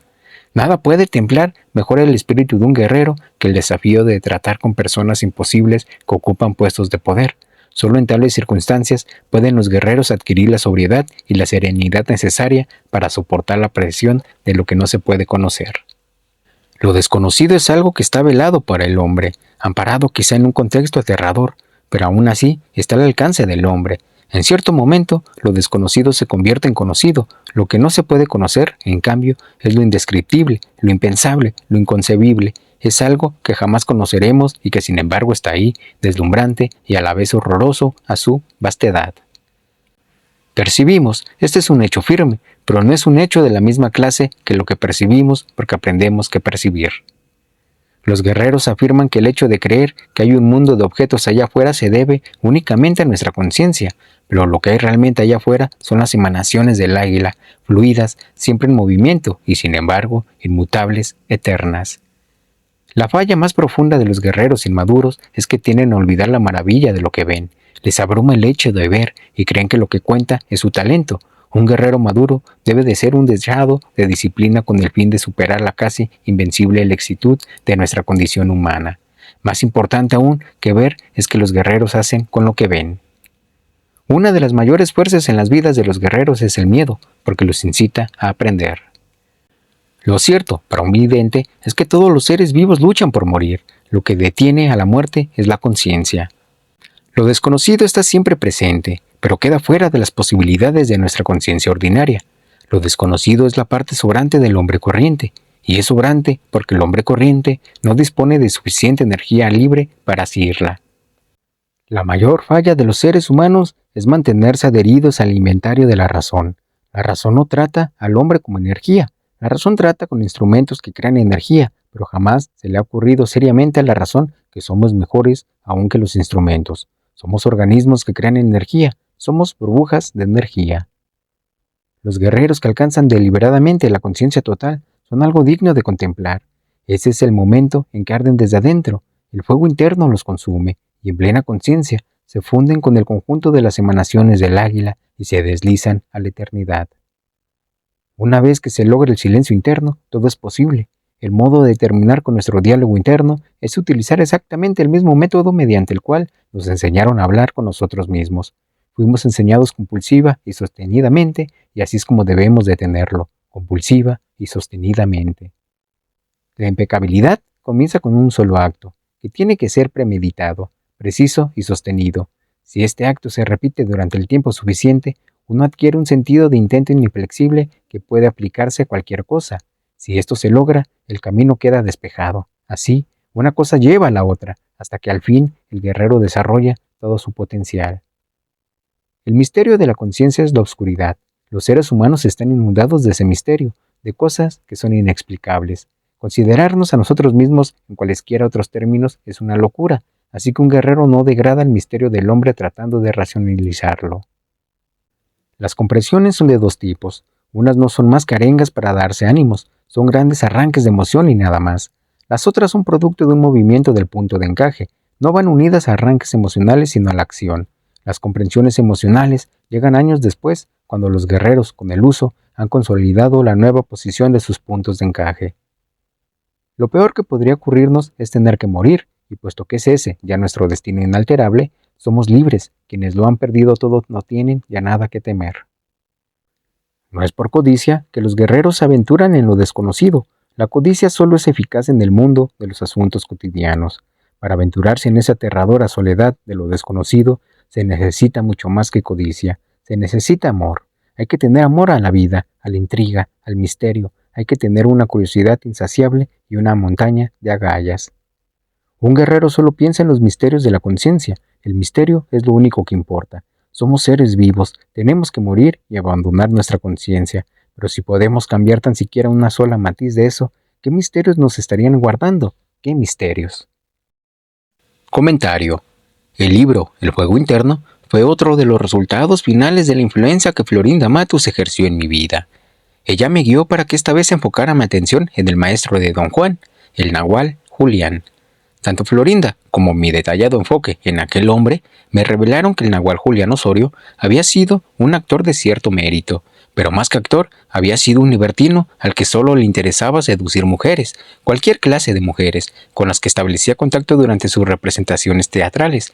Era tan extremadamente libertino que, finalmente, perdió la salud y contrajo la tuberculosis. Su maestro, el nahual Elías, lo encontró una tarde en pleno campo, a las afueras de la ciudad de Durango, seduciendo a la hija de un acaudalado terrateniente. Debido al esfuerzo, el actor comenzó a sangrar y la hemorragia llegó a ser tan intensa que estuvo a punto de morir. Florinda dijo que el nahual Elías vio que no había ninguna manera en que él pudiera ayudarle. Era imposible curar al actor, y lo único que podía hacer como nahual era cortar la hemorragia, cosa que hizo. Vio entonces la oportunidad de hacerle al actor una propuesta. «Salgo a las 5 de la madrugada hacia las montañas», dijo. «Espérame a la salida del pueblo. no faltes. Si no vienes, morirás antes de lo que piensas. Tu único recurso es venir conmigo. Nunca podré curarte, pero podré desviar tu avance inexorable hacia el abismo que marca el final de la vida. Todos los seres humanos caemos inexorablemente en ese abismo más tarde o más temprano. Yo te desviaré para que tus pasos orillen la enorme extensión de esa fisura, ya sea por su lado izquierdo o por el derecho. Mientras no te caigas, vivirás. Nunca estarás bien, pero vivirás. El nahual Elías no esperaba gran cosa del actor, que era un hombre perezoso, dejado, licencioso y quizá incluso cobarde. Se sorprendió sobremanera cuando a las 5 de la mañana del día siguiente lo encontró esperándolo en un extremo de la ciudad. Se lo llevó a las montañas y con el tiempo el actor llegó a ser el nahual Julián. Una tuberculosis que no se curó jamás, pero que vivió hasta tal vez los 107 años, siempre caminando al borde del abismo. Desde luego, es de suprema importancia para ti que examines el caminar del nahual Julián, al borde del abismo, me indicó Florinda en una ocasión. El nahual, Juan Matus, nunca quiso saber nada de ello. Para él, todo eso era superfluo. Tú no tienes tanto talento como el nahual Juan Matus. Como guerrero, nada puede serte superfluo. Debes permitir que los pensamientos, los sentimientos y las ideas de los chamanes del México antiguo lleguen libremente hasta ti. Florinda tenía razón. Yo no tengo el esplendor del nahual Juan Matus, tal como ella había apuntado. Para mí no podía haber nada superfluo. Necesitaba de cada apoyo, de cada matiz. No podía permitirme pasar por alto ninguna de las visiones ni de los conceptos de los chamanes del México antiguo, por muy descabelladas que pudieran parecerme. Examinar el caminar del nahual Julián al borde del abismo implicó que mi habilidad para enfocar mis recuerdos se extendiera hasta los sentimientos que el nahual Julián experimentó en su extraordinaria lucha por mantenerse con vida. Me estremecí hasta la médula cuando descubrí que la batalla de aquel hombre había sido una lucha segundo a segundo, con sus terribles hábitos licenciosos y su extraordinaria sensualidad, enfrentados a su férrea adhesión a la supervivencia. Su lucha no fue esporádica, sino lo más sostenida y disciplinada de las batallas por mantener el equilibrio. Caminar al borde del abismo incrementaba, hasta tal grado, la batalla de un guerrero, que cada segundo contaba. Un solo momento de debilidad habría arrojado al abismo al nahual Julián. Sin embargo, si mantenía su mirada, su énfasis, su interés enfocado en lo que Florinda llamaba el borde del abismo, la presión se aliviaba. Fuera lo que fuese, lo que viera, no era tan desesperadamente como lo que veía cuando empezaban a apoderarse de él sus antiguos hábitos. Cuando miraba el nahual Julián en esos momentos, me parecía estar recapitulando a un hombre diferente, un hombre más pacífico, más desapegado, más compuesto. Citas del conocimiento silencioso. No es que un guerrero aprenda chamanismo con el paso del tiempo. Lo que aprende con el paso del tiempo es más bien ahorrar energía. Esa energía le permitirá manejar alguno de los campos de energía que normalmente le son inaccesibles. El chamanismo es un estado de conciencia, es la facultad de utilizar campos de energía que no se emplean al percibir el mundo cotidiano que conocemos. Hay en el universo una fuerza inconmensurable e indescriptible que los chamanes llaman intento, y absolutamente todo cuanto existe en la totalidad del cosmos está ligado al intento por un vínculo de conexión. Los guerreros se dedican a estudiar, a entender y emplear ese vínculo. Les interesa especialmente limpiarlo del aturdimiento y del entuncimiento provocados por los intereses ordinarios de la vida cotidiana. A este nivel, el chamanismo puede definirse como el proceso de limpiar nuestro vínculo de conexión con el intento. A los chamanes les interesa su pasado, pero ese pasado no es un pasado personal. Para los chamanes, su pasado son los logros conseguidos por los chamanes de otras épocas. Consultan su pasado con el fin de obtener un punto de referencia.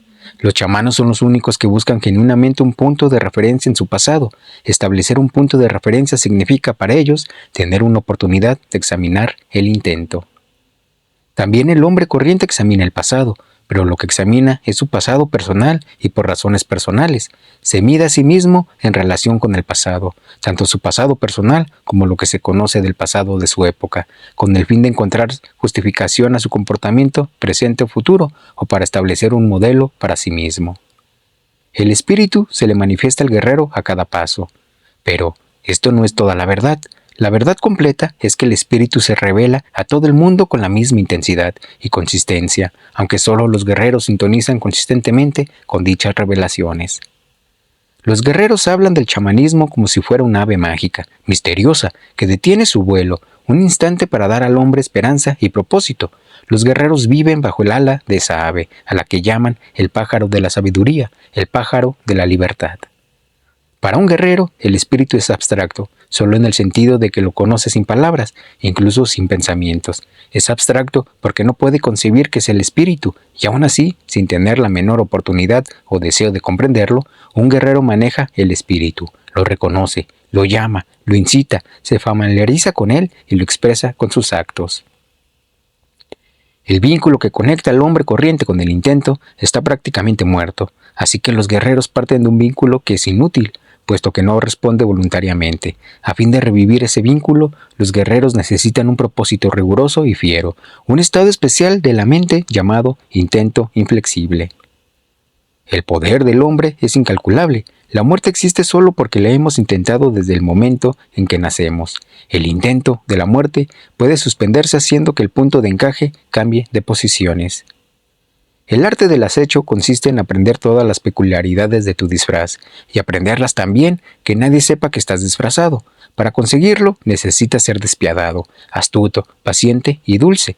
Ser despiadado no significa esperaza, astucia, no significa crueldad. Ser paciente no significa negligencia y ser dulce no significa estupidez.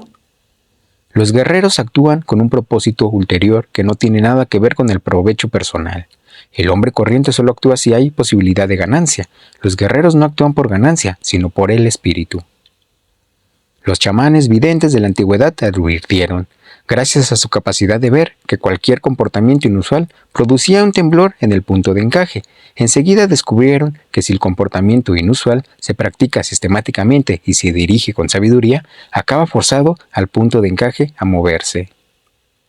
El conocimiento silencioso no es sino el contacto directo con el intento.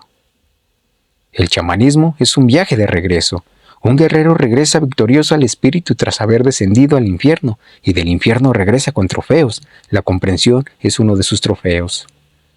Los guerreros, debido a que son acechadores, comprenden el comportamiento humano a la perfección. Comprenden, por ejemplo, que los seres humanos son criaturas de inventario. Conocer los pormenores de cualquier inventario es lo que convierte a un hombre en erudito o en un experto en su campo.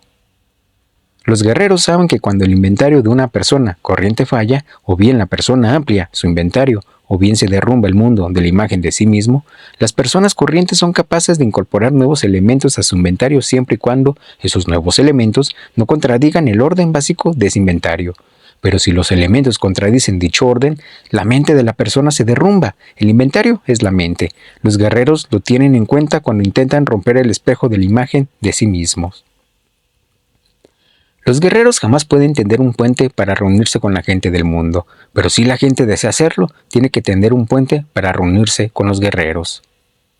Para poder acceder a los misterios del chamanismo, es preciso que el espíritu descienda sobre el interesado. La presencia del espíritu desplaza por sí sola el punto de encaje del hombre hasta una posición determinada. Este punto preciso es conocido por los chamanes como el lugar de la no compasión. No existe en realidad ningún procedimiento para hacer que el punto de encaje se desplace al lugar de la no compasión. El espíritu toca a la persona y su punto de encaje se desplaza, así de simple. Lo que necesitamos hacer para que la magia pueda apoderarse de nosotros es desvanecer las dudas de nuestras mentes. Una vez desvanecidas las dudas, todo es posible. Las posibilidades del hombre son tan vastas y misteriosas que los guerreros, en vez de pensar en ellas, han optado por explorarlas sin esperanza de comprenderlas jamás.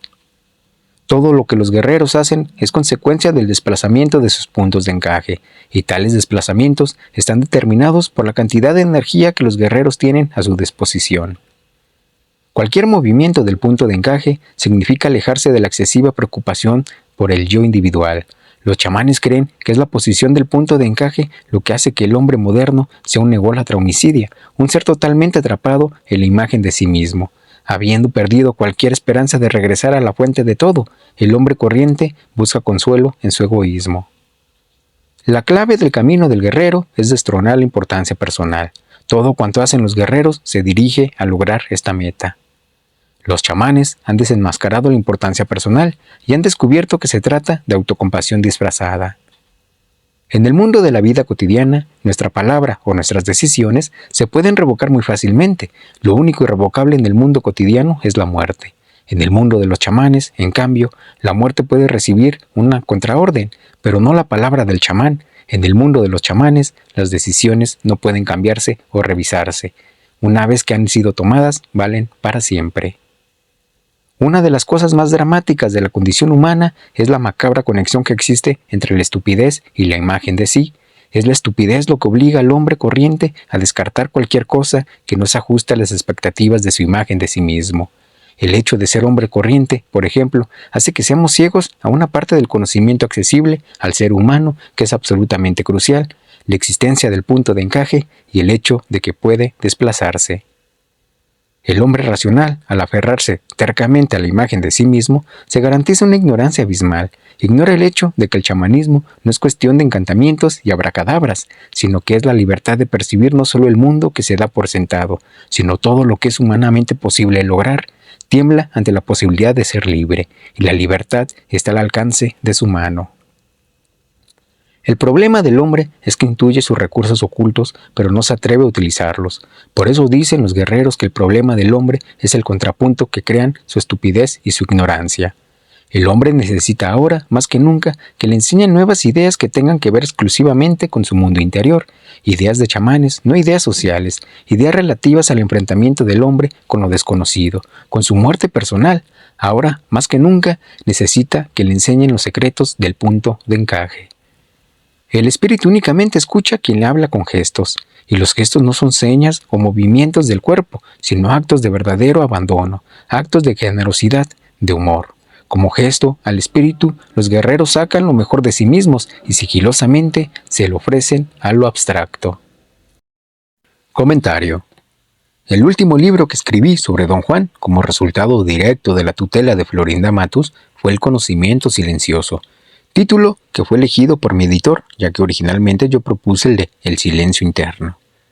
Mientras trabajaba en su redacción, las visiones de los chamanes del México antiguo comenzaron a resultarme extremadamente abstractas. Florinda hizo todo lo que pudo por desviarme de mi absorción en lo abstracto. Intentaba dirigir mi atención hacia diferentes aspectos de las antiguas técnicas chamánicas, o bien trataba de distraerme conmocionándome con su escandaloso comportamiento. Pero nada de ello bastó para desviarme de mi tendencia aparentemente inexorable. El conocimiento silencioso es un repaso intelectual de los pensamientos de los chamanes del México antiguo en su aspecto más abstracto. Mientras elaboraba a solas el libro, me contaminé del ánimo de aquellos hombres, de su deseo de conocer más siguiendo un camino causa irracional. Florinda me explicó que, al final, aquellos chamanes se volvieron extremadamente fríos y desapegados. Para ellos no existía ya la calidez. Estaban empeñados en su búsqueda. Su frialdad como hombres era un esfuerzo por igualar la frialdad del infinito. Lograron cambiar sus ojos humanos para igualar los fríos ojos de lo desconocido. Sentí que a mí me ocurría lo mismo y traté desesperadamente de cambiar el curso de aquella marea.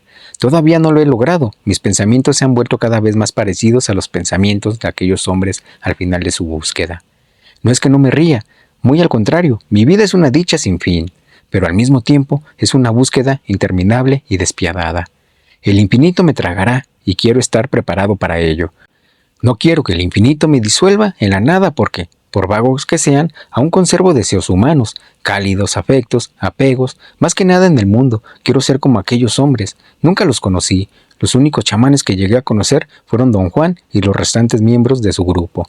Lo que ellos manifestaban se hallaba muy lejos de esa frialdad que intuyo en aquellos hombres desconocidos.